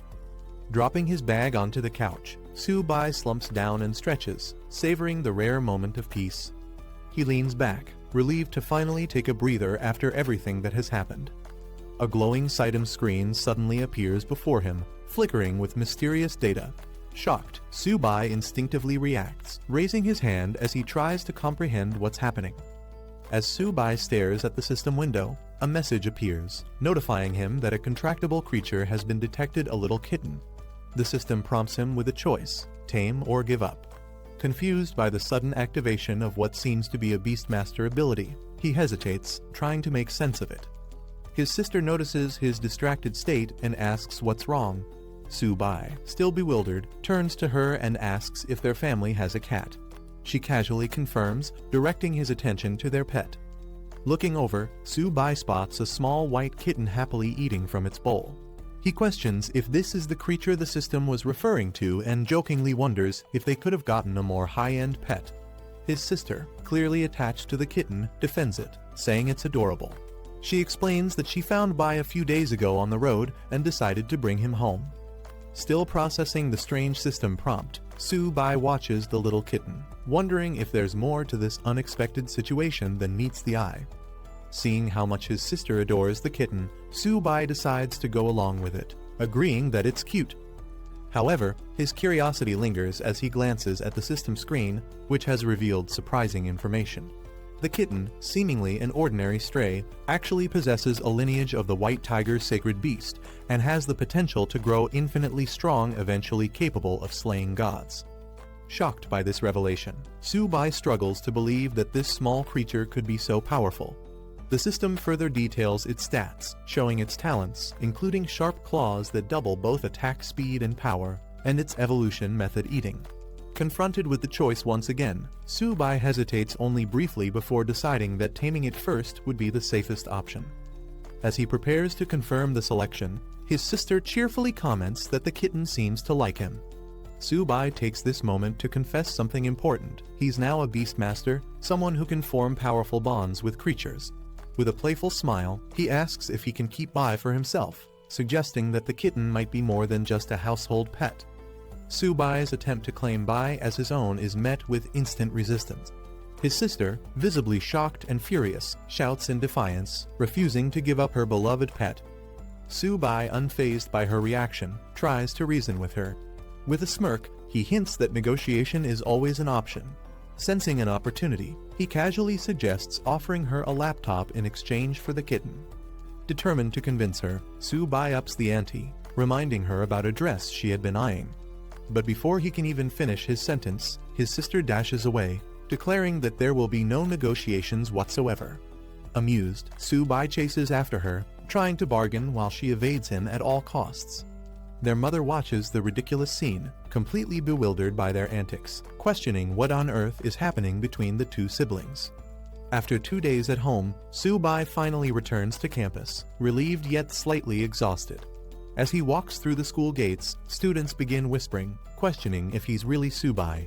Some recognize him as the one who received the golden medal, but others are more puzzled by the sight of a cat peeking out of his bag, wondering if he's secretly a cat lover. Inside the bag, Bai, the white kitten, shares the cramped space with a small, confident lizard, who reassures Bai that as long as they're with the big boss Su-bai, they'll be fine. However, Bai seems annoyed by the lack of space, grumbling about being crowded. As Su-bai walks across campus, more students take notice of him. Some seem unimpressed by his average appearance, yet they're shocked by how many girls visit his dorm looking for him. Realizing that his fame isn't dying down anytime soon, Su-bai internally debates wearing a mask to avoid unwanted attention. Before he can settle back into campus life, an urgent announcement echoes across the school, summoning him to the principal's office. Hearing his name repeated over the loudspeakers, Su-bai sighs his return to school is already off to an eventful start. As Su-bai makes his way to the principal's office, he wonders what exactly the principal could want from him. Upon arrival, the principal warmly welcomes him, praising him as a true man of Huaxia for his outstanding performance at the F-269 military base. As a reward for his achievements, the principal offers Su-bai a chance to request anything he wants from the school. Though Su-bai responds humbly, thanking the school and principal, he internally knows that getting anything valuable won't be easy. With the principal known for being notoriously stingy, even securing a little food money for Zio by his kitten could be a struggle. After a moment of thought, Su-bai pretends to be considerate, suggesting that he doesn't want the school to spend too much on his reward. Then, with a completely straight face, he requests 100 golden tier beast cores, an incredibly high-value resource. The principal is completely stunned by Su-bai's request for 100 golden tier beast cores, nearly choking in disbelief. He exclaims that even if Su-bai were to break his bones, there's no way the school could provide such an outrageous reward. Frustrated, he even jokingly offers to hand over his position as principal instead. Seeing the reaction he expected, Su-bai quickly lowers his demand, saying that 100 silver tier beast cores would also be acceptable. However, the principal immediately shuts down that idea, reminding Su-bai that his current military merit isn't even enough for a fraction of that. Still determined, Su-bai tries to bargain, suggesting that the school could exchange the golden medal he received for 50 silver tier beast cores instead. He emphasizes how much he has sacrificed for the school, trying to guilt-trip the principal into agreeing. The principal, however, shifts gears, giving Su-bai a serious speech about the responsibility of the strong to protect the weak. He insists that saving people should be Su-bai's mission, emphasizing the moral duty of his strength. Su-bai listens but remains silent, knowing full well this is just an excuse to avoid giving him his reward. Not wanting to waste more time on empty words, Su-bai cuts off the speech, firmly stating that they should skip the nonsense and just give him 50 silver tier beast cores. Realizing that Su-bai won't back down, the principal finally relents, acknowledging Su-bai's talent and agreeing that the military and school won't let a genius like him go to waste. The principal, after much hesitation, finally makes a decision he will give Su-bai 10 bronze tier beast cores. Su-bai is immediately outraged, exclaiming that such a low-tier reward is unacceptable. Not willing to back down, Su-bai pushes for at least 20. However, the principal flares up, countering with a firm offer of 15 cores, take it or leave it. Realizing he won't get anything more out of this negotiation, Su-bai accepts the deal, though internally he finds the whole situation ridiculous. He mentally notes that the principal is as stingy as expected, clearly unwilling to part with better rewards. Just as he's about to leave, the principal stops him, saying there's one more small matter to discuss. Su-bai, already skeptical, wonders what kind of trouble is coming next. The principal observes that young people are becoming harder to deceive, acknowledging his own reputation as a schemer. Su-bai silently agrees with the rumors, confirming the principal's shrewd nature. The setting shifts to a large hall where the principal addresses a gathered group of students. He informs them that the 100 Schools League is now under military organization. While their school lacks the same level of resources as elite institutions like Imperial City Martial University and Magic City Martial University, he expresses his hopes that they can still achieve great results. With preparations underway, roll call begins. The first name called is Hu Qingshu, a third-year student with bronze intermediate wood ability, who promptly responds. As more names are read out, students including Bai Ningbing and Qing Changxiang acknowledge their presence, standing ready for the upcoming challenge. As the roll call continues, Feng Juge's name is called. Meanwhile, a conversation starts between two students about the unfairness of their school's situation. They note that Jiangsu Martial University was established later than other prestigious institutions, meaning it receives fewer training resources. This lack of support has led to consistently low rankings for their school in previous years. The roll call proceeds with names like Su-bai, a first-year student, and Zhang Mani, who both confirm their presence. More students, including Luo Yongkang, are called, and with that, the roll call concludes. The principal, standing before the assembled students, addresses them. He announces that this year, 10 representatives from their school will participate in the 100 Schools League, emphasizing that they are the most outstanding students from each grade. However, before proceeding further, he has an important announcement to make. The principal makes a surprising announcement: Su-bai will be the captain of the school's 100 Schools League team. The students react with shock, and Su-bai himself is caught off guard, questioning if there has been some mistake. One of the students steps forward, arguing that this decision is unfair. He points out that Senior Qingshu is the strongest among them in both power and experience, making him the more obvious choice for captain. Others agree, emphasizing that Su-bai is only a bronze beginner-level power user, a whole rank below Qingshu, and question why a freshman should be leading them. The principal, however, remains firm in his decision. He reminds everyone that Su-bai's strength has already been proven. He was able to slay a gold-tier vicious beast, a feat none of the other students have accomplished. Some students refuse to accept Su-bai as captain, questioning whether he really defeated a gold-tier vicious beast or if it was just luck. Doubting his strength, they directly challenge him, demanding a battle to prove his worth. Another student joins in, eager to test Su-bai himself. Feeling overwhelmed, Su-bai tries to explain that he had nothing to do with the decision and never expected to be chosen as captain. Internally, he realizes that the principal has made him a target for criticism and potential fights. Before the situation escalates, the principal intervenes, dismissing further disputes and instructing everyone to focus on preparing for the upcoming 100 Schools League, which is less than 20 days away. He encourages the students to train hard and show their best performance. Seeing an opportunity to escape, Su-bai quickly makes a run for it, pretending to have urgent matters to attend to. As he dashes off, the other students call after him, demanding answers. Meanwhile, he can't help but note how quickly the principal left the scene, avoiding any further arguments. After Su-bai hurriedly leaves, the skeptical students continue to mock him, refusing to believe he actually defeated a gold-tier vicious beast. One of them calls him a coward, convinced it must have been luck.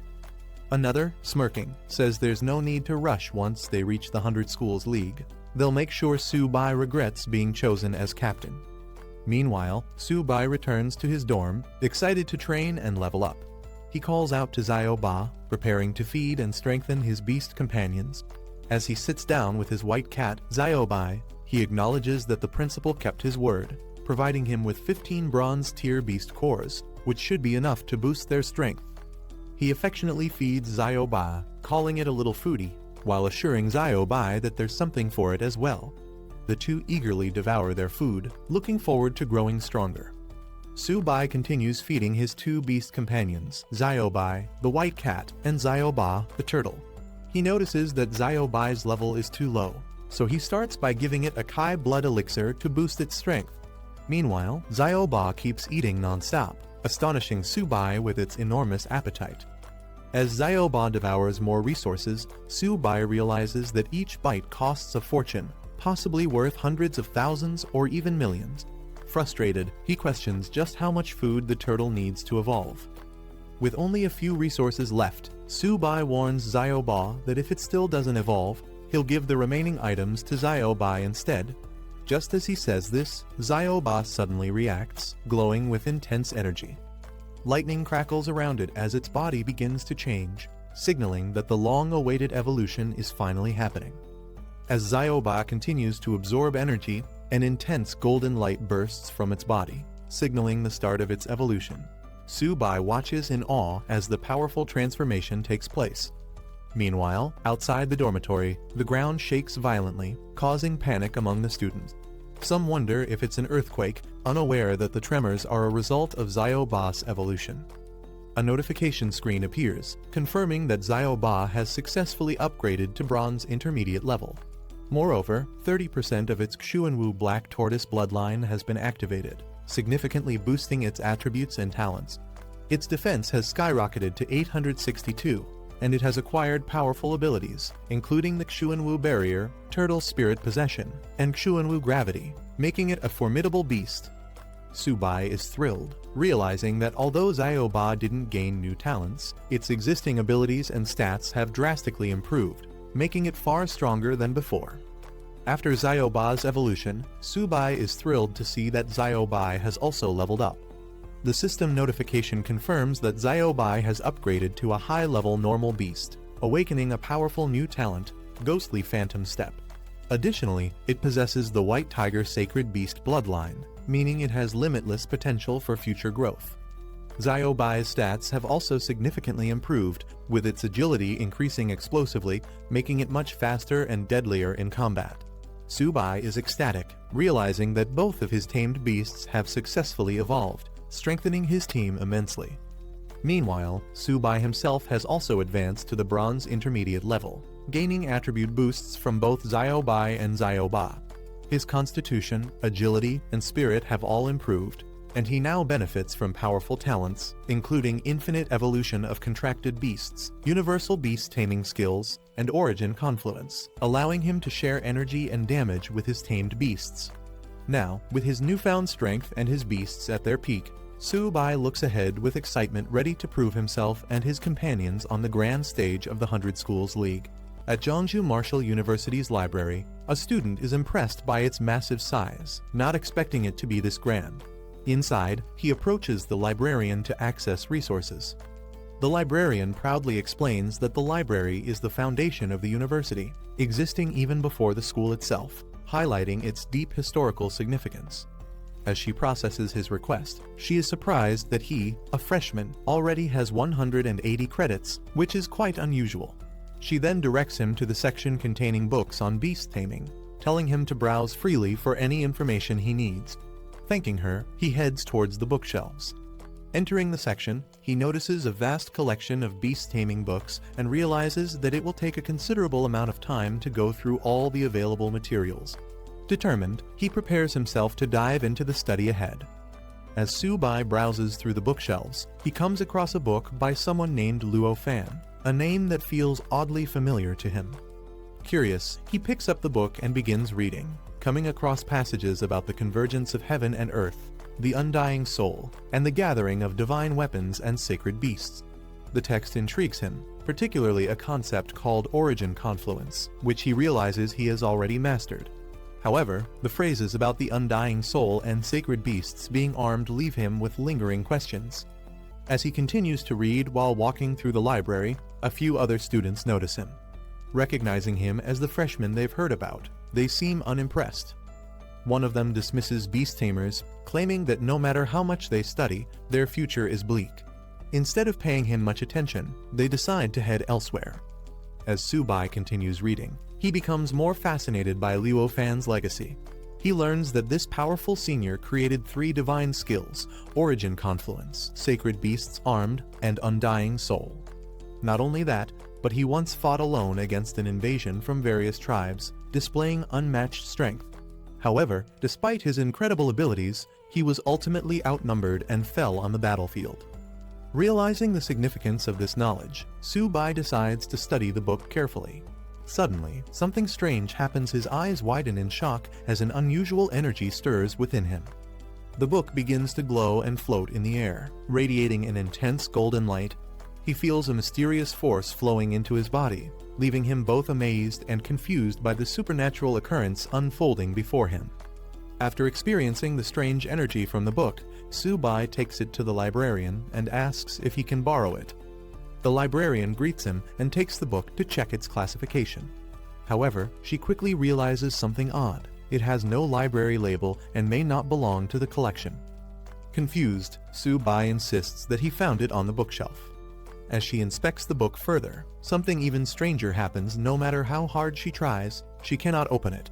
Shocked, she struggles with the book, unable to understand why it won't budge. Su-bai, who was reading it just moments ago without any issue, is equally surprised and steps in to take a closer look. The librarian remains puzzled about how the book refuses to open in her hands while Su-bai holds it with ease. Deciding that something unusual must have happened, she allows him to take it, instructing him to return it whenever he is done. Su-bai asks if he can borrow it indefinitely, and when she confirms, he thanks her and leaves. After he is gone, the librarian makes a phone call to the principal, informing him that the mysterious book he left on the shelf has been taken by Su-bai. The principal is shocked to hear that Su-bai was able to open the book. As he processes this revelation, a pleased expression crosses his face, and he acknowledges the development as something very good. The principal, standing in his office, reflects on the recent events. He speaks as if addressing someone from the past, stating that after 100 years, the person Luo Fan had been waiting for has finally appeared. He imagines that if Luo Fan's spirit in the underworld knew about this, he would be pleased. 2 weeks later, Jeongju Martial University becomes the stage for an important event, the 100 Schools League.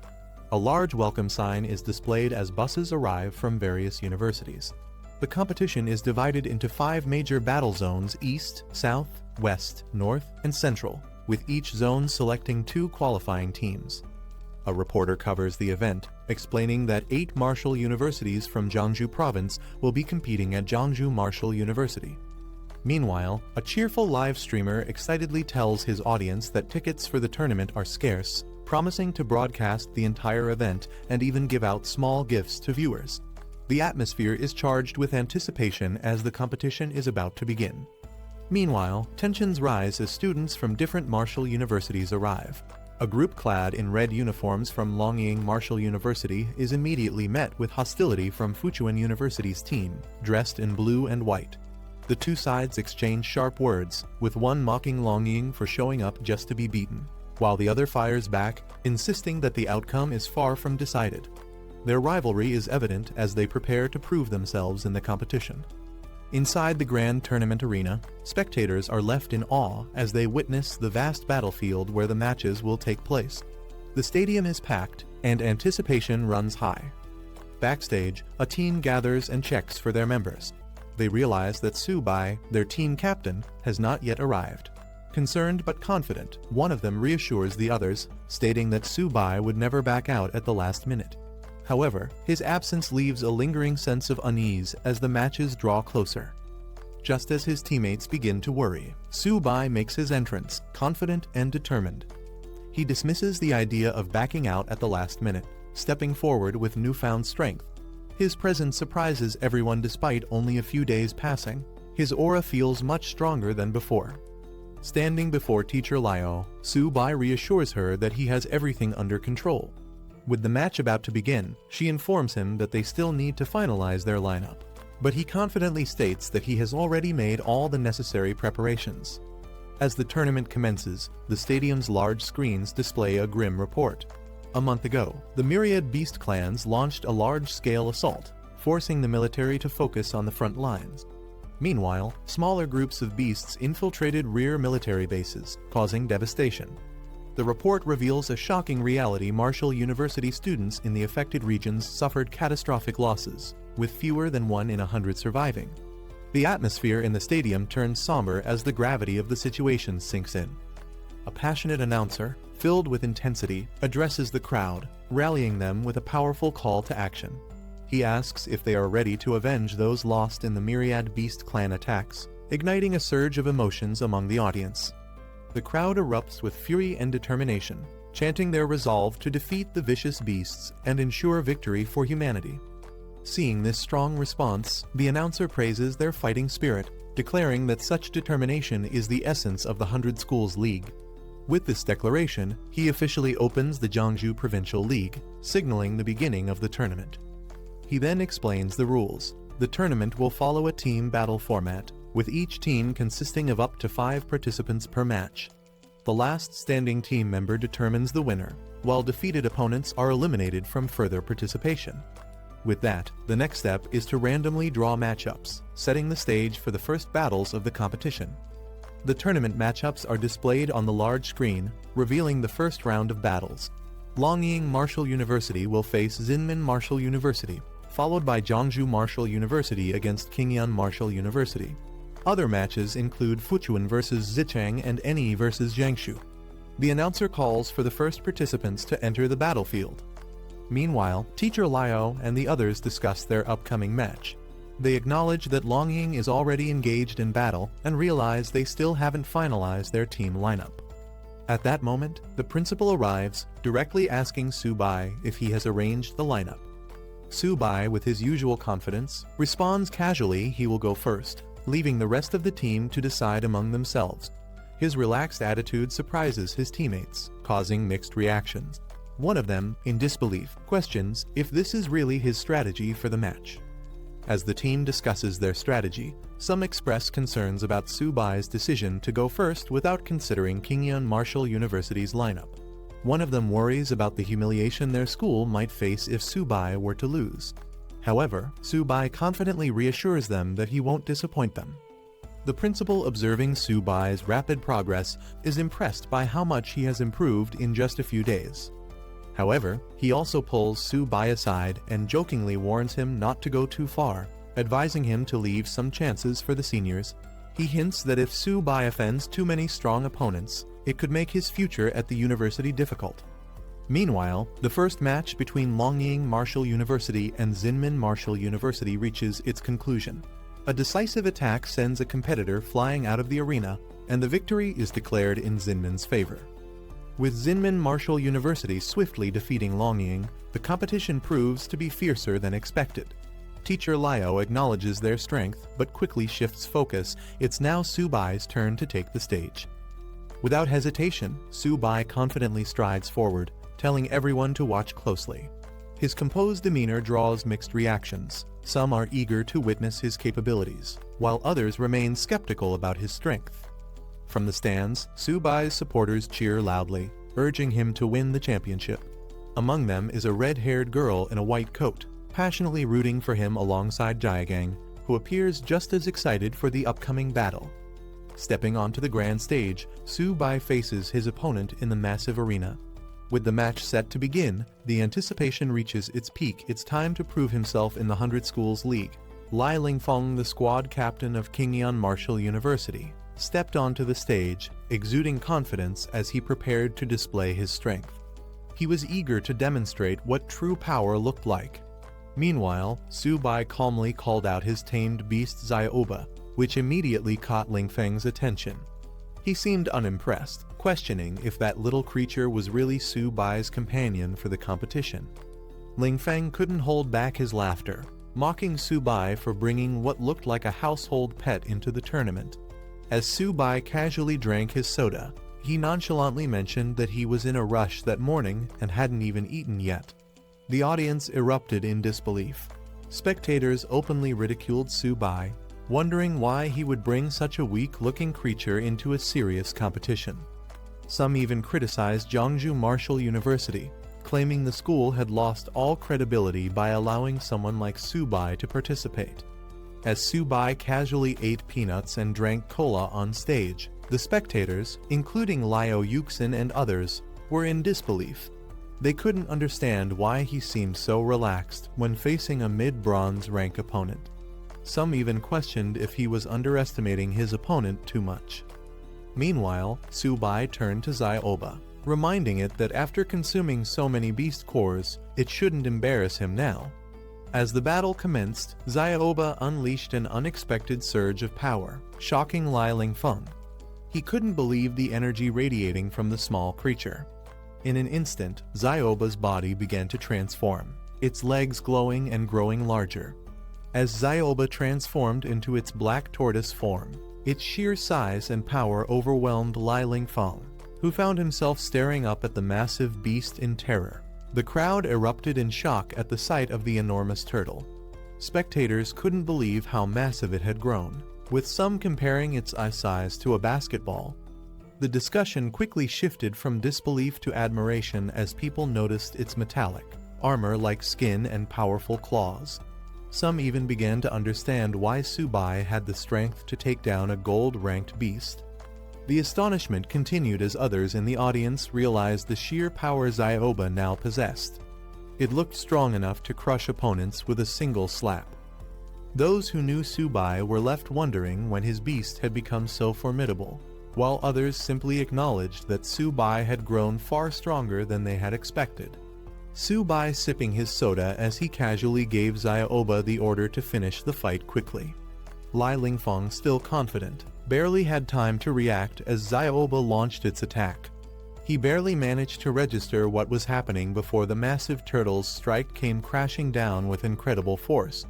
The sheer speed and power of the attack left Lingfeng stunned.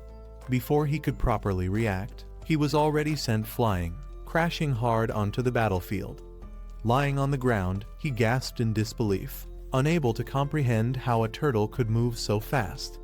Su-bai casually told Lai Lingfeng to hold on just a little longer. He wanted to finish his cola before this fight ended.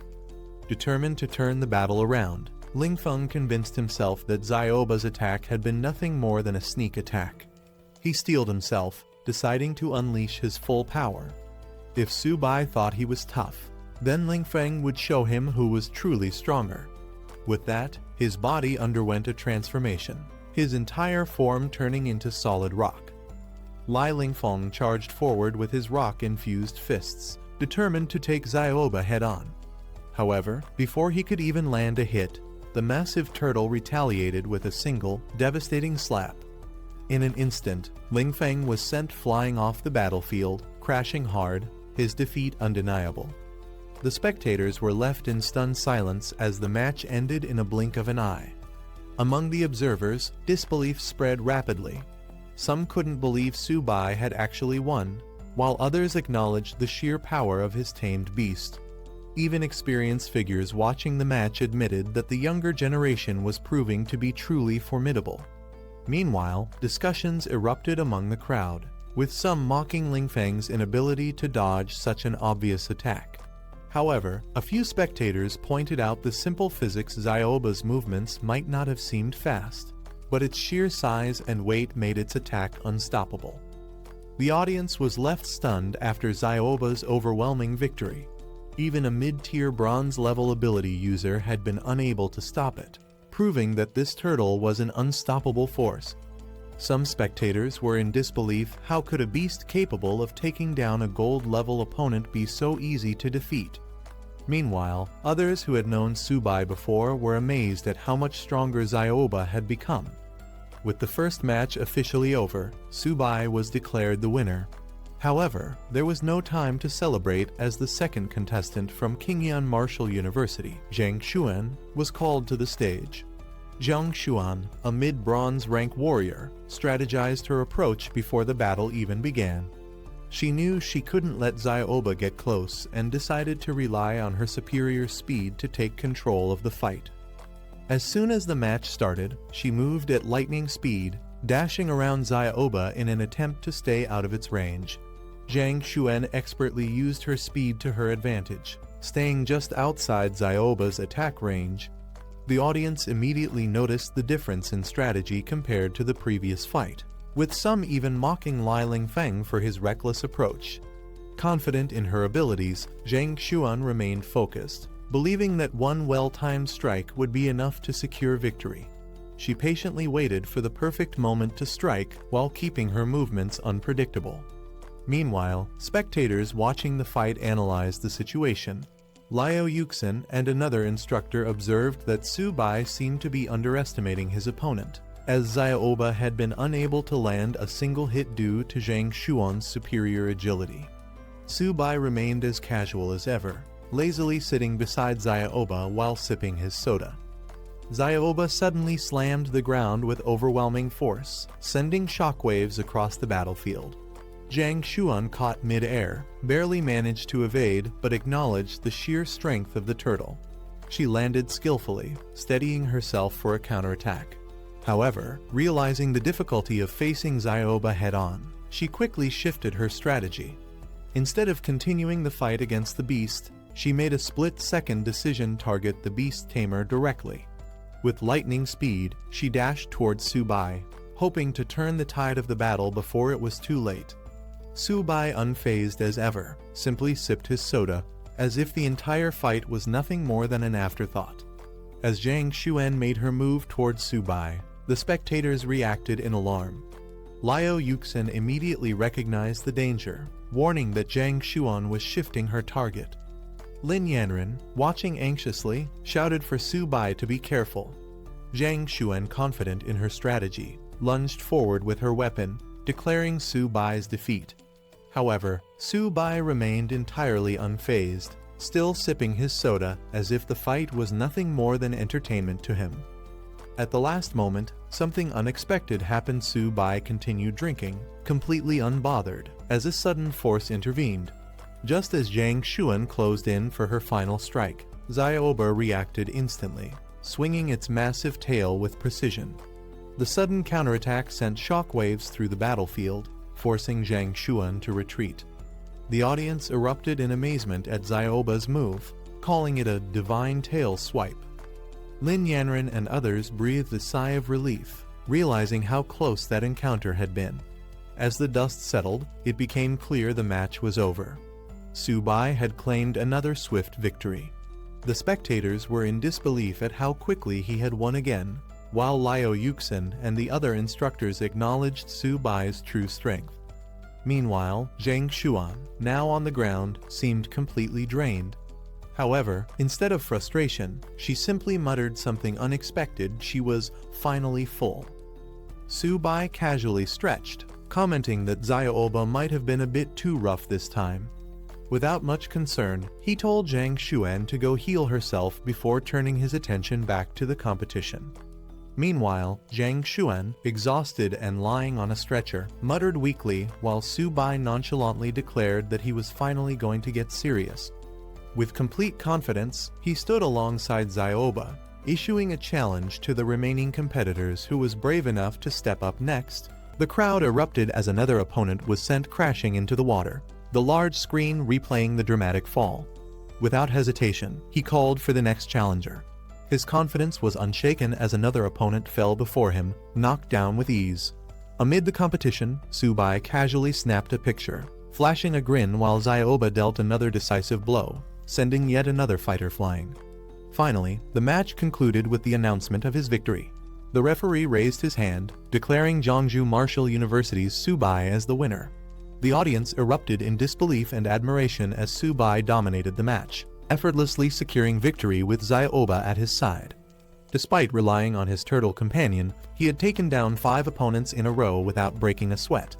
Spectators were in awe, calling him both incredible and unorthodox. As chants of "one man, 5 wins" echoed through the arena, Subai couldn't help but feel amused and slightly puzzled.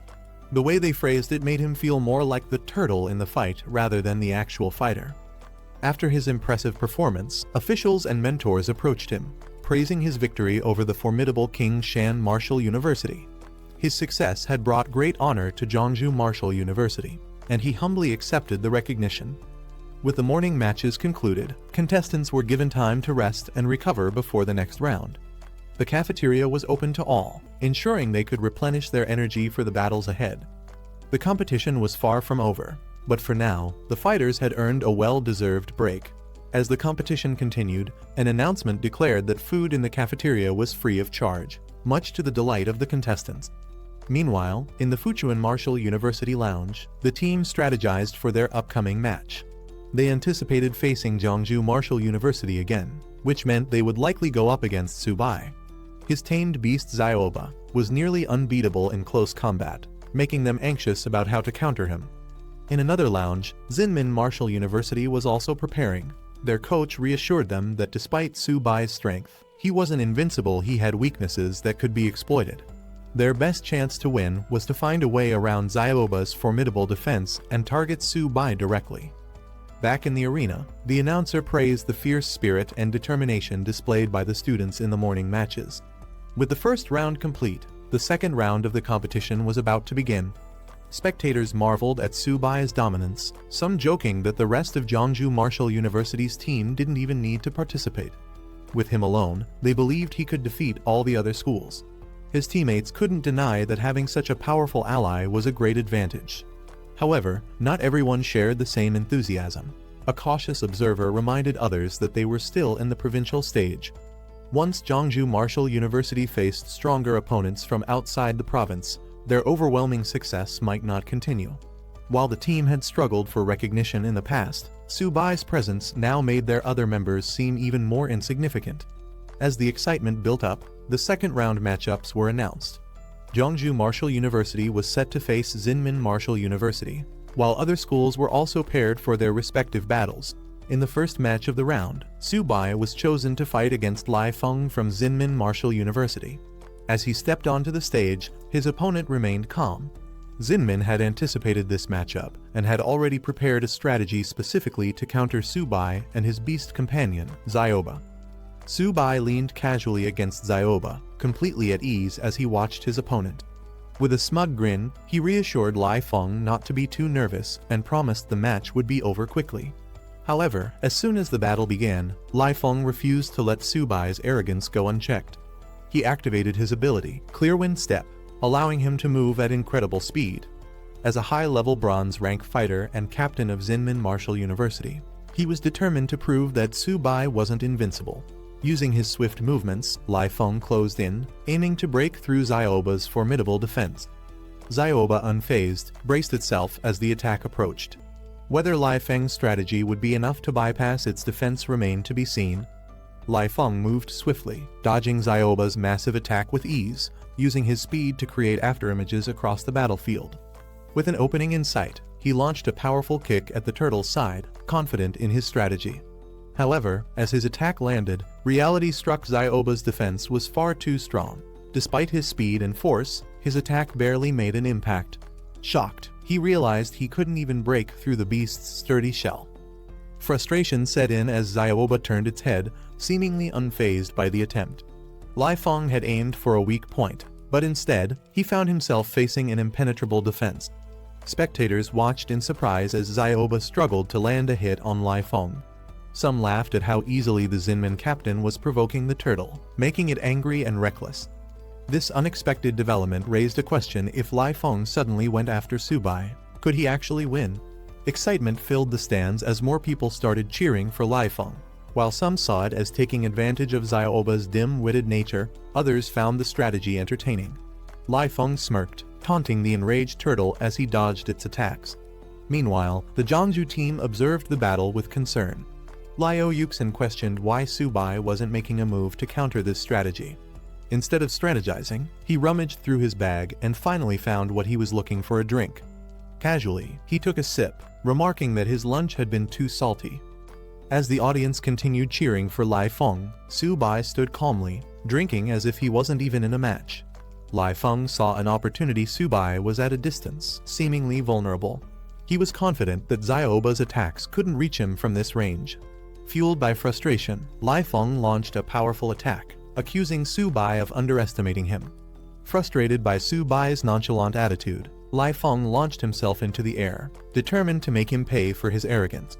Subai, still calm, simply called out to Xiaoba. Suddenly, glowing golden rings spread across the battlefield, catching Lai Feng off guard. In an instant, his body froze mid-air, unable to move. Panic set in as he struggled to understand what was happening.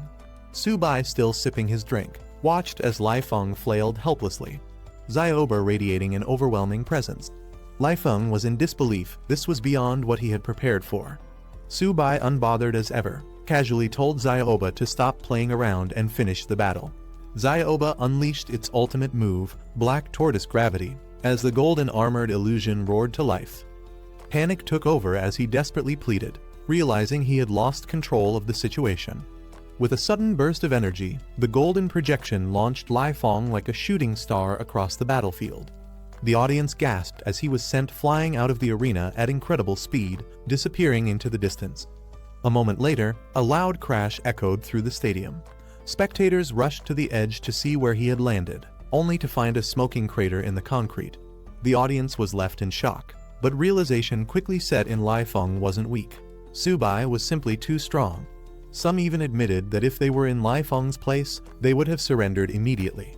Fighting against Subai seemed like a hopeless battle. Meanwhile, Zinmin Martial University staff assessed the situation. With Lai Feng badly injured and no chance of turning the tide, they had no choice but to give up. The principal sighed in resignation. There was no point in continuing the match. The official announcement confirmed it: Zinmin Martial University had forfeited. The competition moved on, but the next team to face Jiangsu Martial University had a difficult decision to make. When the matchup was revealed, Fuchuan Martial University shocked everyone by immediately forfeiting before even stepping onto the stage. Spectators were stunned. How could they surrender without even trying?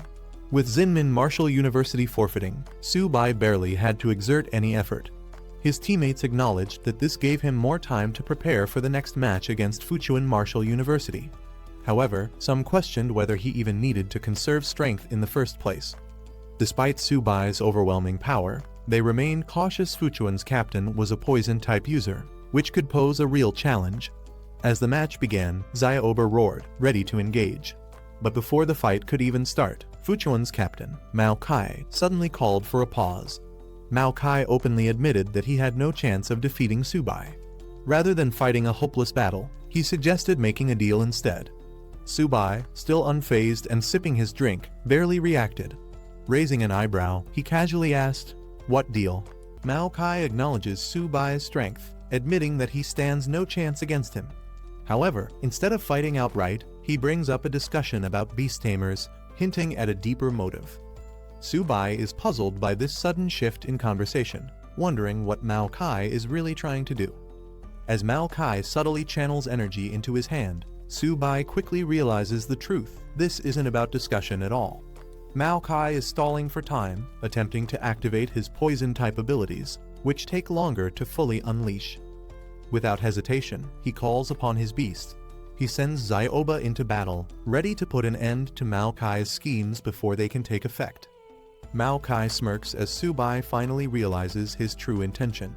The delay had given him just enough time to unleash his poison mist, which now spreads rapidly around the battlefield. Confident in his ability, Mao Kai taunts Subai, claiming that no matter how skilled a beast tamer he is, there's no escaping the deadly toxin. The mist engulfs the arena, leaving Su-bai seemingly trapped with no way to avoid the attack.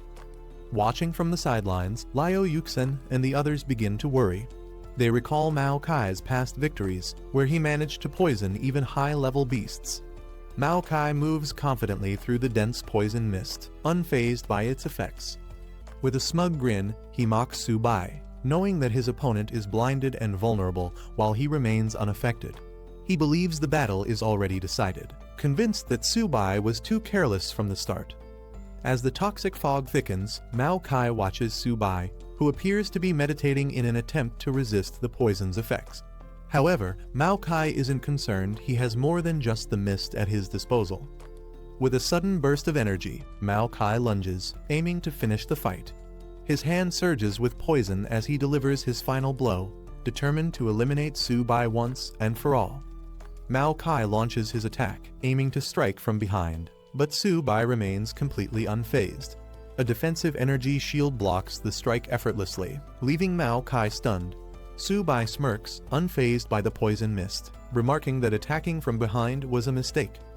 Mao Kai, in complete disbelief, questions how Su-bai could possibly withstand his full-power poison claw attack within the toxic mist. From the observation deck, the onlookers quickly understand the secret behind Su-bai's resilience. He's using Origin Confluence, an advanced beast tamer ability that transfers the defense of his beast onto himself. Su-bai casually waves away the mist, mocking its foul stench. As the poison mist swirls, revealing Zioba's glowing eyes, Mao Kai freezes in shock. He's been exposed. Before he can react, Su-bai launches a decisive attack, sending Mao Kai flying out of the mist. The spectators erupt in excitement. One of them, Lin Yanren, watches with determination, refusing to let Su-bai outpace her. Meanwhile, others are in awe, declaring that Su-bai is far too overpowered for his opponents.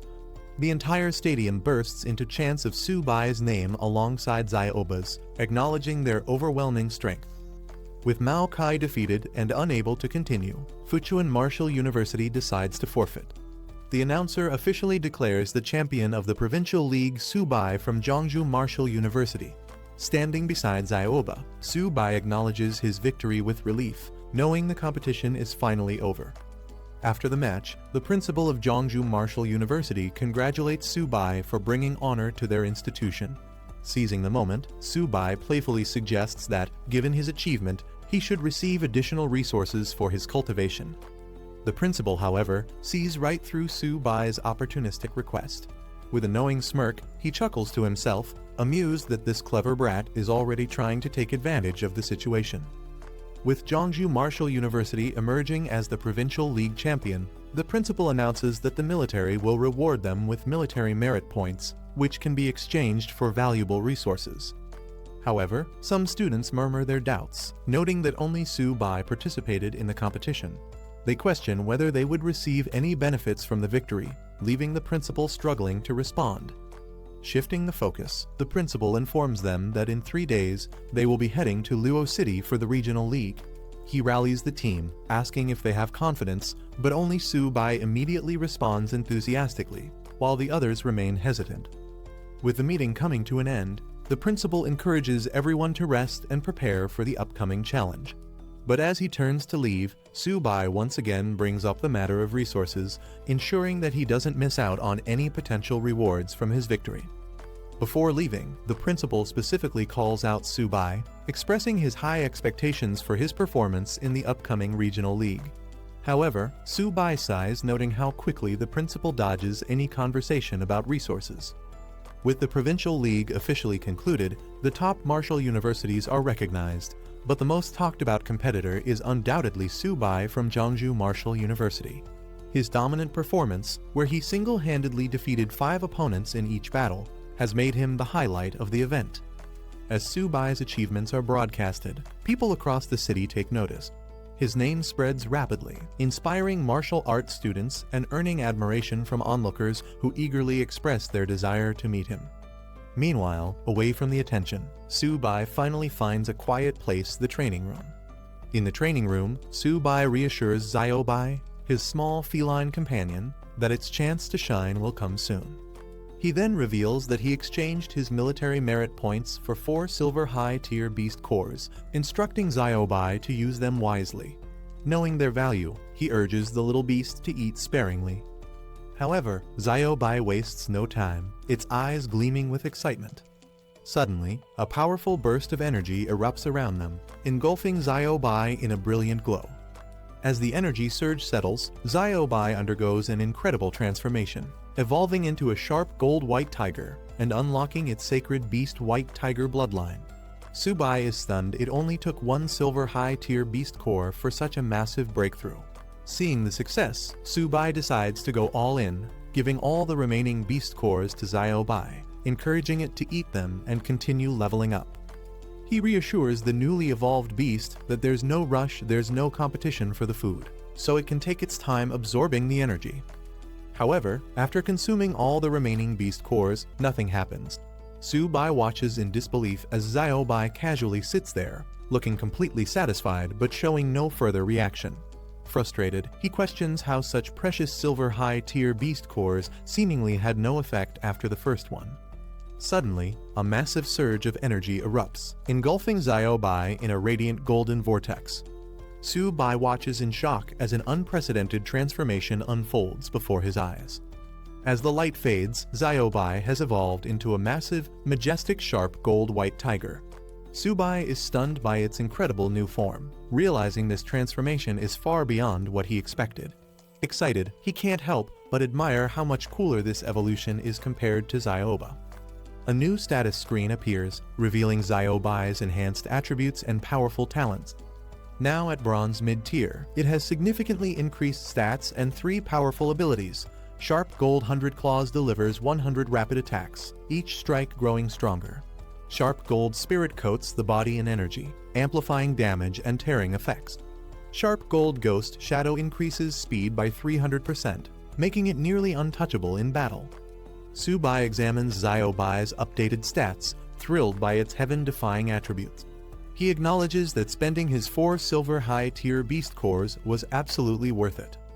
Pleased with his beast's transformation, he praises Xiaobai, emphasizing that its strength will be crucial in the upcoming regional league. Meanwhile, in the imperial capital, a luxurious estate is shown, revealing a mysterious figure watching footage of Subai's battles.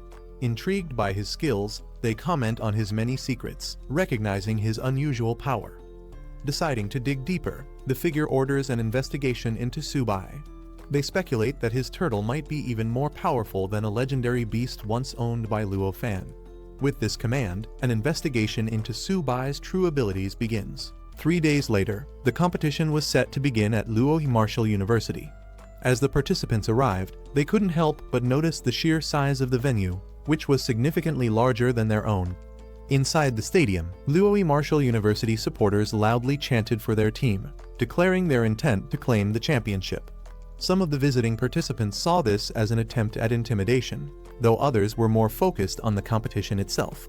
Amid the commotion, Subai noticed a vacant area in the stadium and questioned the principal about it. The principal explained that only 9 martial universities were participating in the tournament, with 1 university voluntarily forfeiting. This meant that 1 team would receive a bye in the random draw, automatically advancing to the next round. Everything depended on luck. Hearing this, Subai silently hoped that his team wouldn't get the bye.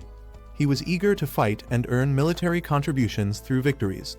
With determination, he turned to the principal, insisting that he be allowed to participate, no matter what. As the anticipation for the tournament grew, Subai wasn't the only one eager to compete. His teammates also stepped forward, requesting to participate. The principal assured them that this time, everyone would get a chance to fight. However, first, they needed to go through the lot drawing process, and all eyes were on Subai as he prepared to draw. Once the draw was completed, the matchups were announced. The first battle would be between Luo Martial University and Fuchuan Martial University. As the announcer continued, it was revealed that 1 university would automatically advance due to the odd number of participants.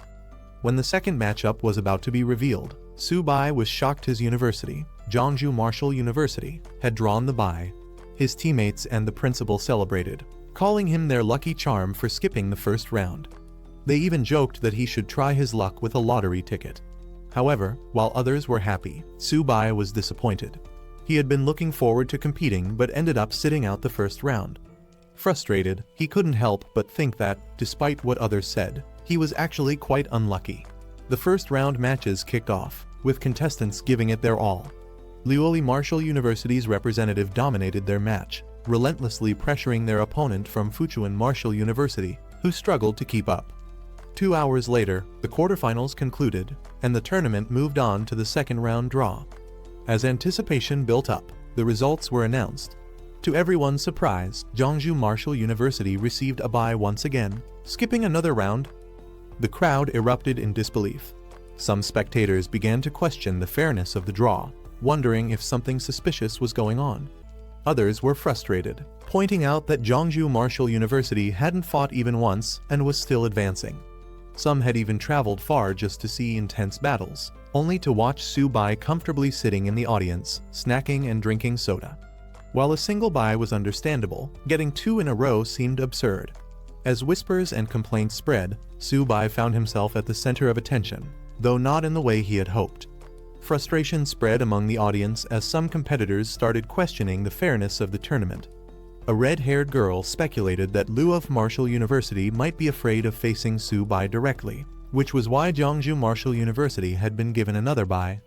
Others agreed, calling the competition system unfair, arguing that such an advantage was disrespectful to the other teams. In response to the complaints, a military representative conducted an official inspection. After reviewing the situation, he declared that there was no evidence of bias or foul play involved in Jeongju Martial University's advancement. With that, the competition was set to continue as planned. Meanwhile, the principal of Jeongju Martial University celebrated their luck, realizing that their team had already secured a top 3 ranking in the competition zone. One more victory, and they would advance to the final stage of the 5 major competition zones.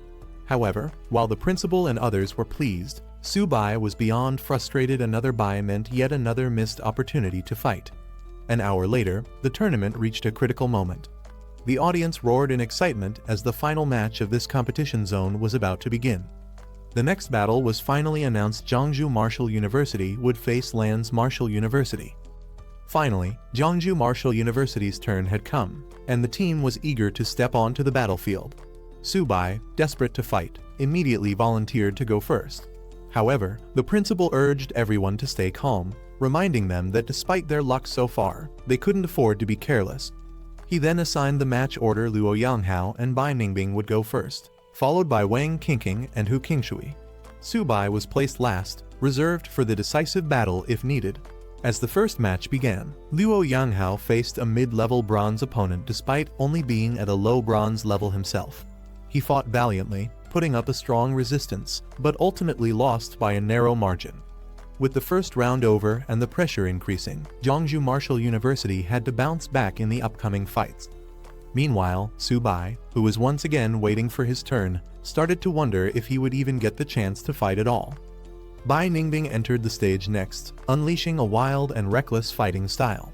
Ignoring defense entirely, she launched a relentless assault, forcing her opponent to retreat under the sheer pressure of her attacks. Her overwhelming offense secured Jeongju Martial University's victory in the match. Following her, Wang Qingqing demonstrated her own impressive skills. Utilizing a whip technique that seamlessly balanced offense and defense, she quickly overpowered her opponent, sending them flying out of the ring. With another decisive victory, Jeongju Martial University continued its winning streak.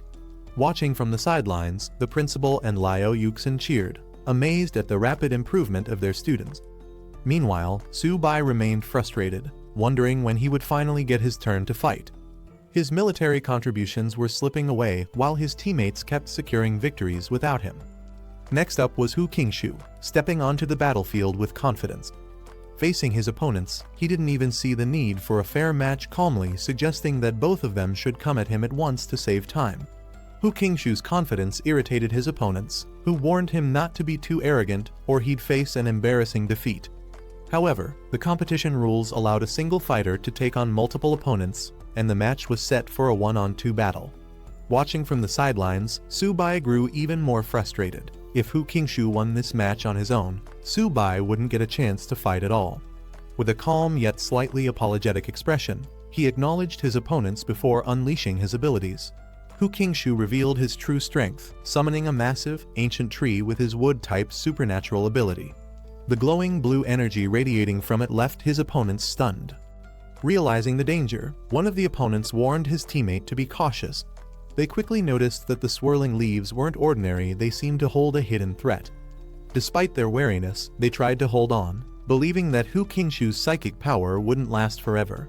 From the sidelines, Subai and the principal observed the battle closely. Subai was particularly impressed, noting that Hu Qingshu's strength had grown significantly.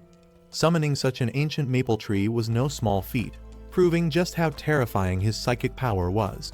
Meanwhile, the principal acknowledged that Qingshu was truly living up to the reputation of his prestigious family. The audience was buzzing with excitement as Zhongzhou Martial University continued to reveal its hidden talents. Many were impressed by Hu Qingshu's overwhelming strength, with some finding it hard to believe just how powerful he actually was. However, others still held Subai in higher regard, pointing out that his tamed beast had already defeated a golden-ranked opponent.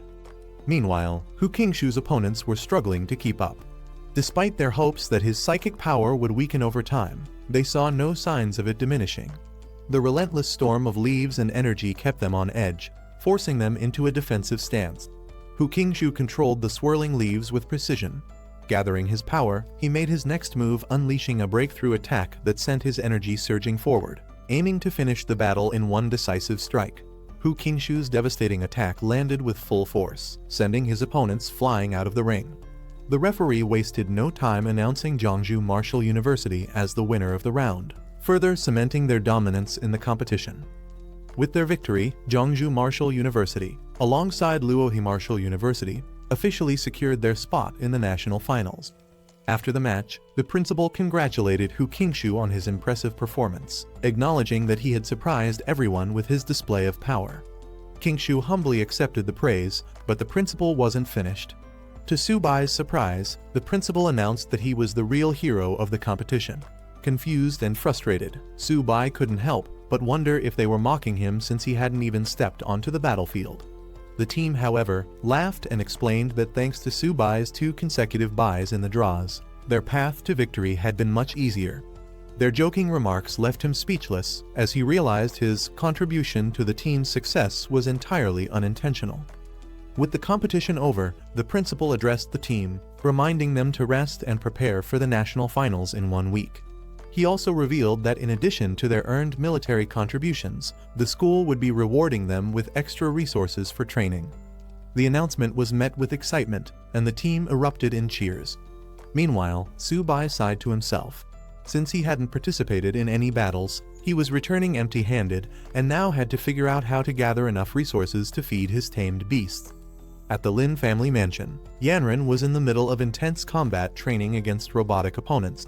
Her movements were swift and relentless, as if she had no intention of stopping. From a distance, Uncle Wenyuan called out to her, reminding her it was time to eat. However, Yanren refused to take a break, insisting that she wanted to continue training for another hour. Watching her from the sidelines, Wenyuan sighed. Ever since Subai had participated in the 100 Schools League, Yanren had become obsessed with training. She watched all of Subai's matches and practiced tirelessly, disregarding the importance of rest. Amid her training, Yanren mentioned that she had nearly run out of the pills Wenyuan had given her. She asked if he could request more from her father, eager to increase her strength as quickly as possible. Her drive was undeniable, but whether she was pushing herself too hard remained a concern. 7 days later, Subai arrived in Magic City, standing before the grand entrance of the prestigious Magic City Martial Arts University. The enormous golden gate immediately caught the attention of newcomers, who marveled at its luxurious appearance, sparkling under the sunlight. Some wondered if it was made of solid gold, unable to contain their amazement at such an extravagant display. Among the crowd, people speculated about the cost, estimating that the gate alone must have been worth billions. One individual dismissed it as an unnecessary extravagance, but another corrected him, revealing that the materials alone had cost 1.8 billion. The principal, walking alongside Subai, explained the significance of the gate. It wasn't just about wealth, it was a testament to power. Built in a single day by 20 gold level and 5 platinum level experts, it stood as a symbol of strength. He pointed out the university's motto, emphasizing that only the strong could protect the nation. Su-bai listened, taking in both the grandeur of the university and the deeper meaning behind its opulence. As the students from Jeongju Martial Arts University arrived, they were greeted by a representative of Magic City Martial Arts University. The man welcomed them warmly, introducing himself as Zhang Ming, the vice president of the student council. Principal Zhu, leading the visiting group, acknowledged the greeting and prepared to follow the guide. As they walked, some students couldn't help but comment on the reception. They found it underwhelming that their principal had made the effort to come in person, yet only a student council vice president was sent to welcome them. Some speculated that if it had been representatives from Imperial City Martial Arts University, the principal himself would have greeted them instead. As they continued their tour, Su-bai noticed an unusual building and inquired about it. Their guide explained that it was the Gravity Adjustment Training Ground, an advanced facility used for specialized training. The principal couldn't help but express his envy at the state-of-the-art facilities. He lamented that if his academy had a gravity adjustment training ground, they could train hundreds of silver-level students annually, drastically improving their capabilities. Soon, they arrived at their accommodation, a grand hotel where they would be staying and dining. Their guide explained that the first floor featured a 24-hour buffet, an exciting perk for the visitors. The real surprise came when it was revealed that the buffet wasn't just any ordinary meal. It was made entirely from the meat of ferocious beasts, cooked by top-tier chefs. The meals were designed to enhance a martial artist's blood energy, providing unlimited nourishment. The principal, skeptical at first, asked if the food was truly unlimited. Their guide reassured him, stating that Magic City Martial Arts University would never let their guests go hungry. He encouraged everyone to eat to their heart's content, further showcasing the university's abundant resources and hospitality. Excited by the idea of an unlimited feast, Su-bai eagerly rushed ahead, ready to indulge. His enthusiasm didn't go unnoticed, and some couldn't help but joke about how much he was looking forward to the meal. Others, however, began to worry if he ate that much. Would there be anything left for them? One student remarked that they had no idea just how much Su-bai could consume, hinting that his appetite was far beyond normal. The concerns grew as some feared they might go hungry if they didn't hurry inside. Meanwhile, the principal and the guide observed the energetic younger generation with amusement. Laughing it off, they acknowledged their boundless enthusiasm, apologizing for their liveliness before finally heading toward the dining hall themselves. The next day, the focus shifted from feasting to competition. The stadium roared with commands as an intense training or battle event was about to begin, marking the next phase of their experience at Magic City Martial Arts University. As the students stepped into the massive competition venue, they were in awe of its sheer scale. Many had only seen such a grand arena on television, and experiencing it in person left them amazed. The principal, however, quickly brought them back to focus, telling them to stop acting like they had never seen the world before. With that, he began explaining the competition rules. He revealed that this final tournament would feature martial arts universities from 13 different schools, competing for the top ranks. However, one school had a distinct advantage: the Great Wall Guards Military Academy, directly under the military, was automatically placed in the top 4. This ensured there would be no buys in the tournament. Hearing this, some students immediately voiced their frustration, questioning why the military academy was given a free pass while the rest had to fight for their positions. The principal calmly explained that the Great Wall Guards Military Academy was a specialized training ground for military geniuses, justifying their advantage in the competition. The principal continued his explanation, revealing a key reason why the Great Wall Guards Military Academy held such a privileged position. Unlike other universities, it was the only martial arts institution situated directly on the front lines of battle, constantly engaged in defending against multiracial invaders. This revelation stunned the students. The idea of a university doubling as a military training base on the battlefield was almost unheard of. Su-bai and his peers couldn't help but acknowledge the intensity of such an environment, realizing that those from that academy were forged in real combat. The principal warned them not to underestimate anyone in this competition, as the national finals were filled with hidden talents. He then assigned Su-bai as the lead competitor for Jeongju Martial Arts University, with Hu Qingshu anchoring the team. Their group rallied behind them, shouting their determination to win. As excitement built in the arena, an announcement echoed across the stadium. A large screen displayed a woman calling for teachers and students to settle down. The 100-school competition finals were about to begin. The first round matchups were announced, with Jeongju Martial Arts University set to face Yokohama Martial Arts University.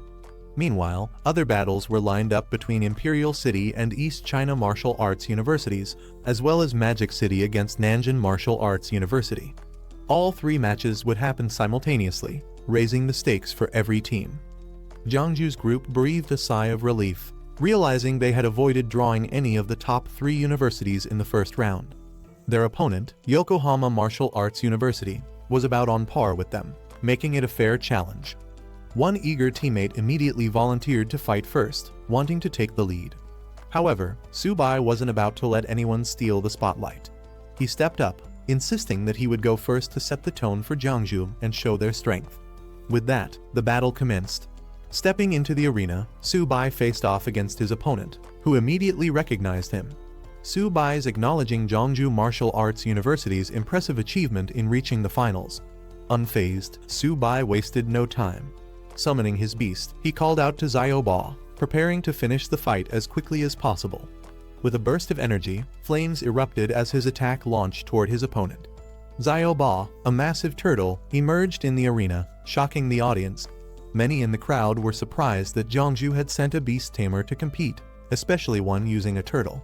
Yet, some spectators noticed that the creature looked much larger than before, making them eager to see what would unfold.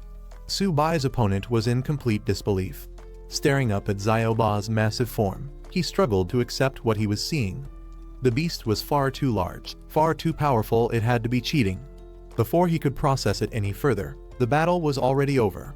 With a single, overwhelming attack, he was sent flying out of the arena, screaming in frustration. Meanwhile, Subai barely seemed interested in the match's outcome. Casually sitting down, he remarked at how weak his opponent was. He hadn't even started eating his peanuts yet. Lying on the ground in defeat, the martial artist couldn't believe it. He had always thought beast tamers were weak, but this battle proved otherwise. Spectators were baffled by Subai's carefree attitude. Bringing a small stool to the national finals seemed outright disrespectful, making some question if he was even taking the competition seriously. Others, however, understood his confidence. Those familiar with Subai's previous battles explained that his turtle, Xiaoba, wasn't just any beast, it possessed overwhelming defense and strength, easily reaching silver level. Meanwhile, a new challenger stepped forward, angered by Jeongju Martial Arts University's casual approach. She saw Subai's nonchalance as an insult and was determined to make him pay. However, Subai remained unfazed, casually enjoying his snack and even taking a moment to appreciate the comic he was reading. As his opponent charged in full force, Subai continued to relax in his seat, showing no concern for the fight ahead. While still lounging on his stool, his beast Xiaoba unleashed a devastating attack, finishing the match in an instant. The announcement confirmed that Jeongju Martial Arts University had won. Spectators couldn't believe what they had just witnessed. Not only had Subai barely moved during the fight, but he had been snacking on peanuts the entire time. His behavior was so casual that it bordered on humiliating for his opponents. Meanwhile, the principal of Jeongju Martial Arts University couldn't help but chuckle at the situation. While Subai's overwhelming victory was a great achievement, it also meant he would have to deal with the aftermath. How was he supposed to face Yokohama's principal after this? However, not everyone was celebrating just yet. A reminder came from the sidelines: Subai might have dominated so far, but tougher opponents were waiting. Attention shifted toward a new figure emerging from the crowd. The team captain from Imperial City Martial Arts University had arrived, and the real challenge was just beginning. As the competition heated up, a towering fighter lunged forward, aiming to crush his red-haired challenger with brute force. In an instant, an explosion rocked the arena. The fight ended in a blink as flames engulfed the stage, leaving spectators stunned. When the smoke cleared, the red-haired warrior stood victorious, holding his burning weapons with a casual apology. He had hit a little too hard. The announcement confirmed that Imperial City Martial Arts University had won decisively. Observing from the sidelines, the Jeongju principal took note of the fighter's terrifying strength. He quickly realized that this was no ordinary competitor. This was a fire attribute martial artist at the peak of the silver level. The match ended, and Jeongju Martial Arts University was declared the winner. As the announcement echoed through the stadium, one of the spectators immediately requested to handle Subai personally, eager for a rematch. standing beside his principal, Wang Minkun confidently vowed to give Jiangsu Martial Arts University a taste of fighting against overwhelming odds. His principal, not wanting him to take unnecessary risks, advised him to use his speed rather than confronting Su Bai's defenses head-on. Minkun, however, showed no concern, assuring his principal that he had it under control.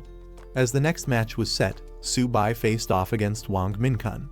The latter, still bitter about Su Bai's previous victory, was determined to turn the tables this time. He believed Jiangsu's luck had run out and that their victory would not be repeated. Meanwhile, Su Bai, unbothered, sat back and assessed his opponent. Noting that Minkun was a silver rank wind attribute user, Wang Minkun unleashed his power, calling upon the force of the wind. With swirling gusts forming around him, he boasted about showing the true strength of his rank. A powerful wind vortex erupted from him, rushing towards Xiao Ba and Su Bai with overwhelming force. As the attack intensified, Su Bai realized the gravity of the situation. The force of the wind was so strong that even Earth's gravity struggled to restrain Minkun. Wang Minkun overwhelmed the battlefield with his wind attacks, moving too fast for Su Bai to react. Confident in his speed, he taunted his opponent, certain that the match would end before Su Bai could even make a move. With a smirk, Minkun leaped into the air, preparing to strike the final blow. Calling Su Bai a mere bronze-ranked fighter, he unleashed a powerful wind slash. Meanwhile, Su Bai remained seated, casually sipping his drink, annoyed that the wind was interfering with his snack time. Determined to end things quickly, Minkun intensified his attacks, launching a barrage of wind slashes at Su Bai. As the dust settled, he turned away, assuming victory. He casually remarked that he might have hit a little too hard, suggesting that Su Bai should take the time to recover. As the dust settled, Su Bai remained completely, sipping his drink with a smirk. A golden barrier shimmered around him. Minkun's powerful wind attacks had done nothing. Su Bai casually questioned what had just been said. Minkun was stunned. Seeing Su Bai's defensive ability, he quickly realized that this was no ordinary technique. Su Bai had mastered source synchronization, something thought to be nearly impossible. Shocked that someone could actually wield Luo Fan's divine technique, he hesitated, realizing this battle wasn't going to be as easy as he had assumed. Meanwhile, Su Bai remained relaxed, mocking Minkun's reliance on speed. With an amused expression, he challenged the wind attribute user, implying that sheer speed wouldn't be enough to take him down. Finally, as the battle escalated, Su Bai called Xiao Ba back, signaling a shift in his strategy. Su Bai decided to turn the battle into a game of speed. With a smirk, he reached into his bag and pulled out a small, seemingly harmless white cat. Confidently, he declared that he would match his opponent's speed on his own terms. Su Bai encouraged it, signaling that it was time to shine.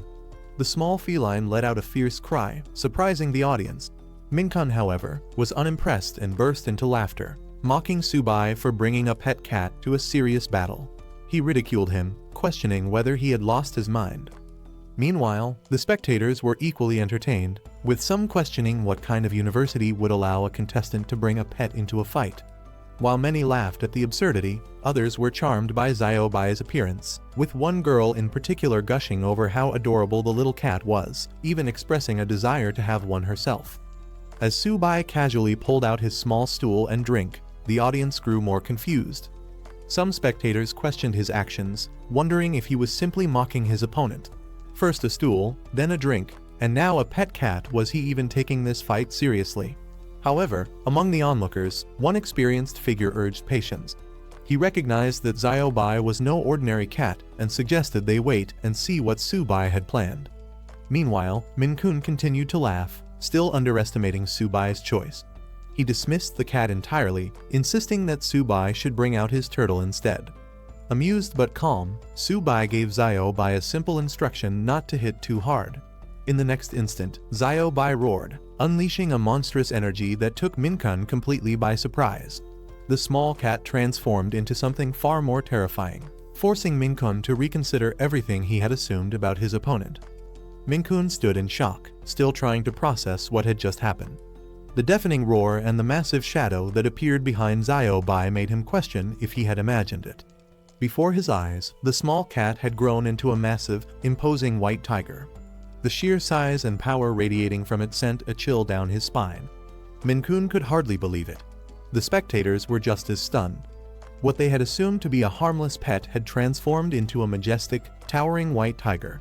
Some compared it to the ones they had seen in zoos, though none had ever witnessed one this massive. Among the observers, questions arose.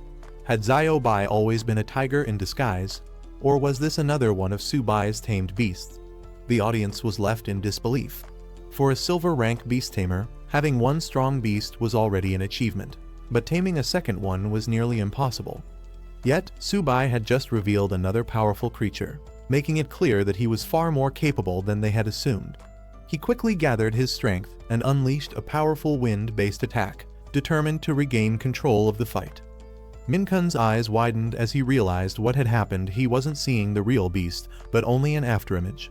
Subai's so-called pet wasn't just a trick, it was a beast powerful enough to dominate the battlefield, and Minkun was now forced to fight on its terms.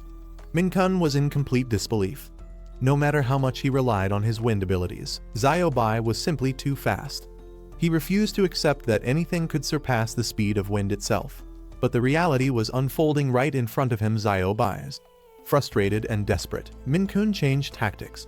If he couldn't keep up with Xiaobai, then he would take down Subai directly. Ignoring his opponent's beast, he fixated on the one controlling it. With all his strength, he launched himself at Subai, determined to end the fight in one decisive move. However, just as he was about to strike, Xiaobai intercepted him with overwhelming force. The massive beast loomed over him, its power undeniable. Minkun was now completely outmatched, and he knew it. Minkun was in complete shock. He couldn't accept what was happening. How could Subai's beast be this powerful? Before he could react, Xiaobai struck with devastating force, sending him flying across the battlefield. The impact was brutal, and he crashed hard, unable to regain control. As silence fell over the stadium, the final announcement echoed through the air. Jeongju Martial Arts University was victorious. Subai had won, leaving his opponent defeated and sprawled across the ground, unable to continue. The match was over. The crowd erupted in disbelief. Subai, a mid-tier bronze rank, had just defeated a prestigious silver rank captain. Among the spectators, people murmured about Subai's white tiger. Some felt it was even fiercer than his turtle, wondering how he could have tamed such a powerful beast. The intensity of Xiaobai's presence was undeniable. The stadium soon shifted from shock to admiration as chants of Subai's name filled the air. The audience cheered, rallying behind the unexpected champion, fully acknowledging his incredible strength.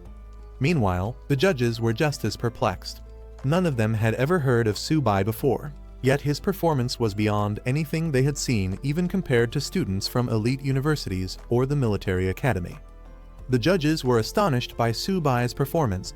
Jeongju Martial Arts University had produced an absolute powerhouse, someone they never expected. They recognized that with Subai leading the way, the university's reputation was about to skyrocket. Meanwhile, in the Imperial City Martial Arts University rest area, some students dismissed the match. They considered Minkun's loss a reflection of his weakness rather than Subai's strength. To them, Luoyi Martial Arts University had simply sent an unworthy opponent. Elsewhere, a group of students viewed Subai with open disdain. They mocked him, calling him a country bumpkin who had the audacity to bring two tamed beasts just to freeload off the high-end accommodations. At the center of this brewing hostility was Cao Zixuan, the captain of Imperial City Martial Arts University. Lounging confidently, he declared that if they met Subai in the semifinals, there would be no holding back. His team wouldn't just defeat Subai, they would crush him. Subai's match began with Xiaobai dominating the battlefield. His opponent had no chance as Xiaobai pinned him down, ending the fight in an instant. With the referee announcing the victory, Jeongju Martial University secured another win.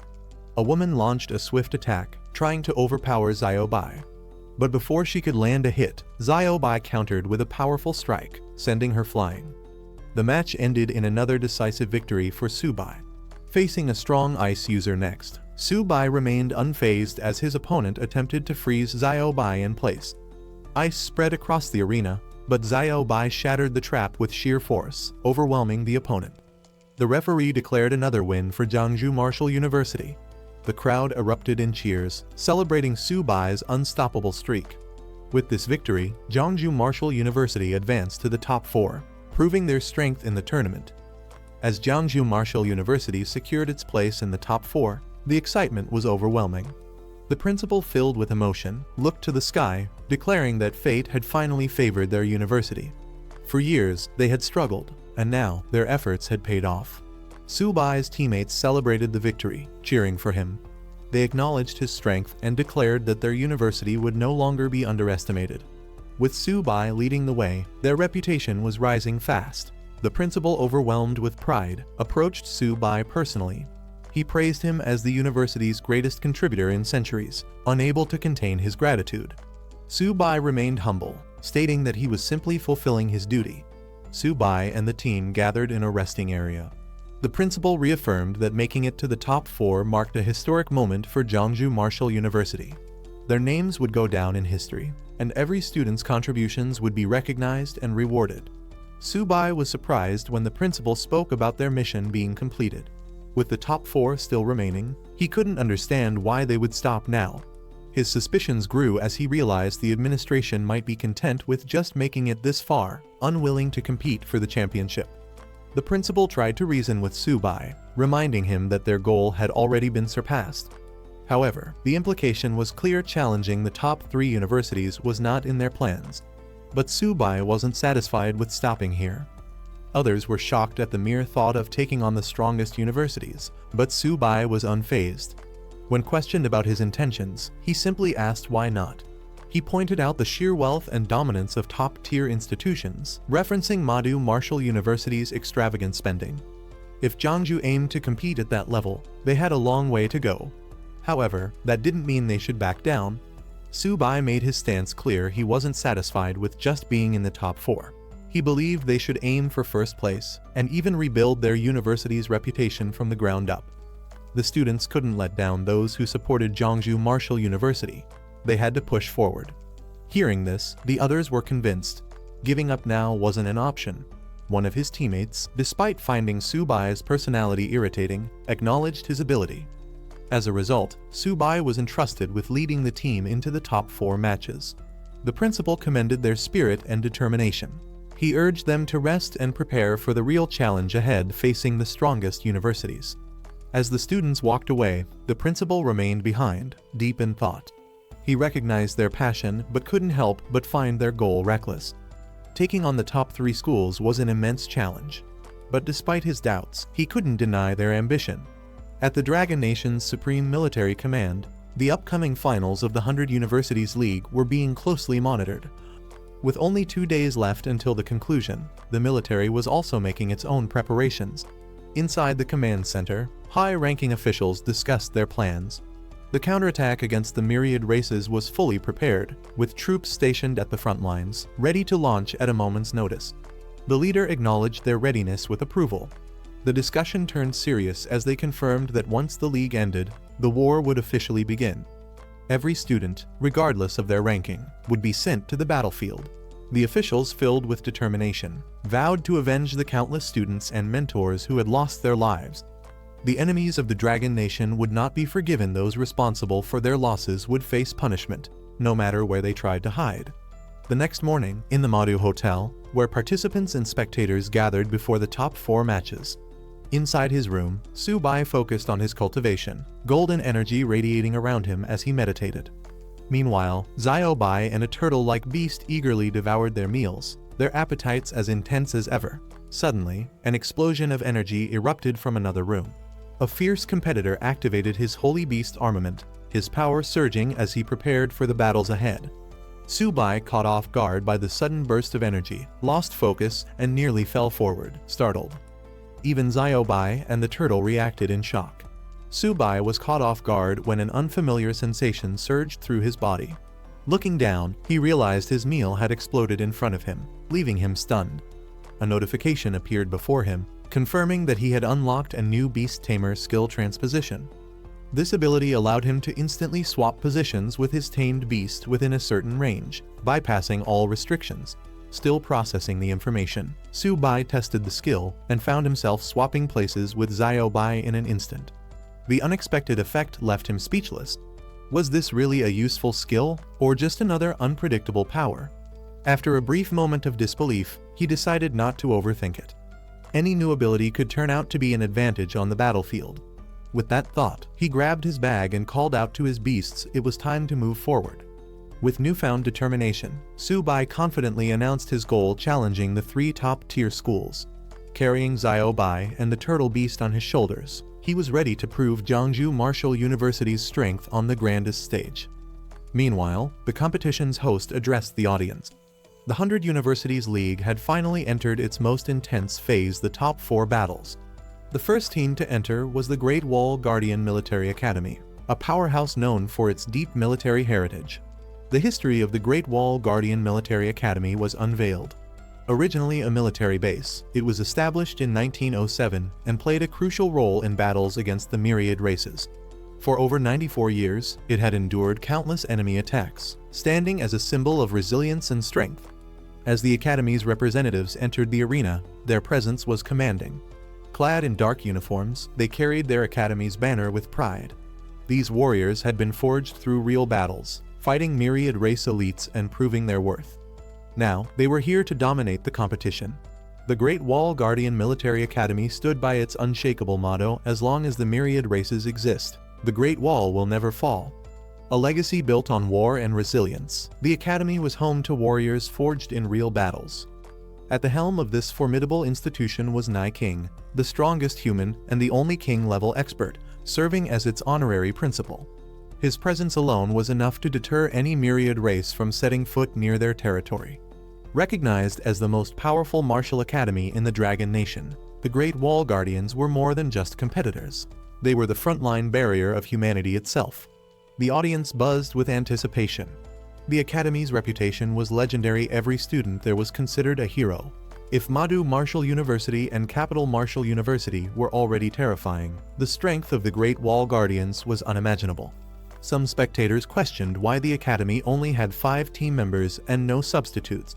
However, others quickly dismissed the concern. An academy of their caliber didn't need replacements. As the competition intensified, the legendary king-level expert, Nai King, was praised as the ultimate protector of humanity. For Jiangsu Martial University, merely competing against an academy of such prestige was considered an honor. Watching from the sidelines, Su-bai couldn't help but wonder when would he reach such a level of strength. The official draw results for the semifinals were announced. The first battle would be between the Great Wall Guardian Military Academy and Capital Martial University. The second match would pit Madu Martial University against Jiangsu Martial University. Meanwhile, at Madu Martial University's camp, their fighters were unimpressed. One of them, Cao Zixuan, showed complete disinterest in their upcoming match, claiming Jiangsu Martial University was too weak to be worth his time. Other members echoed his sentiment, mocking Jiangsu for making it this far.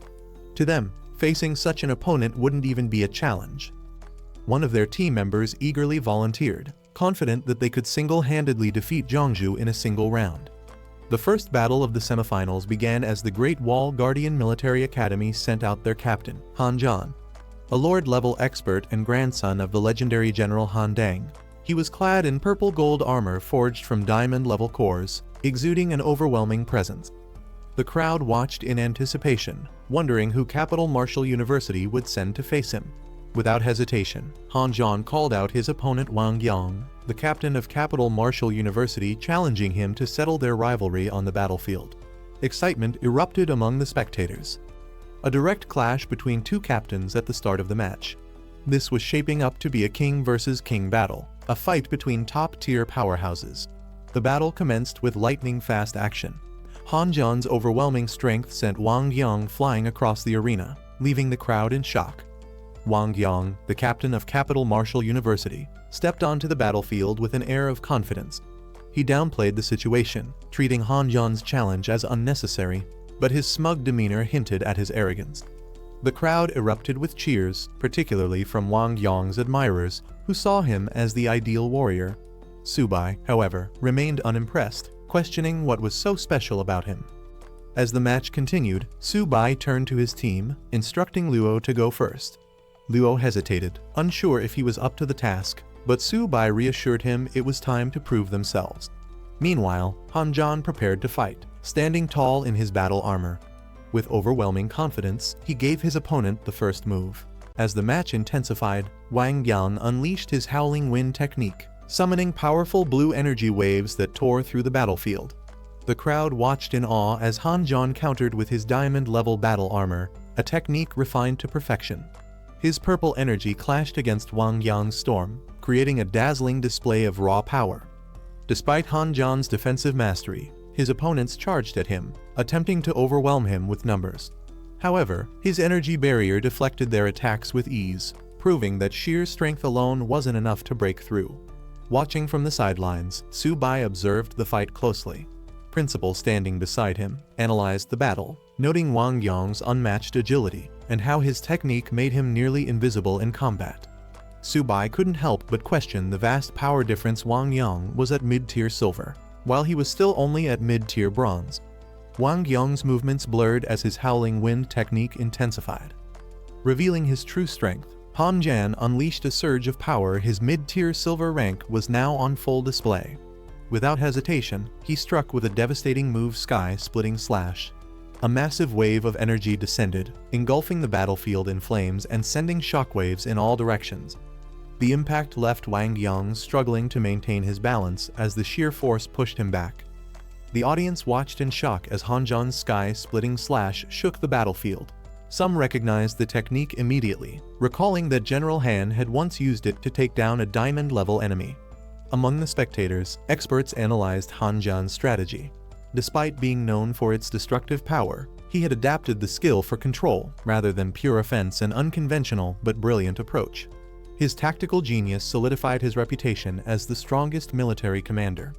Meanwhile, Wang Yang wielding a massive weapon, he unleashed a surge of energy, revealing himself as another mid-tier silver warrior. Han Jan reacted instantly, evading the incoming strike with precision. Han Jan, recognizing Wang Yang's attempt to force a direct clash.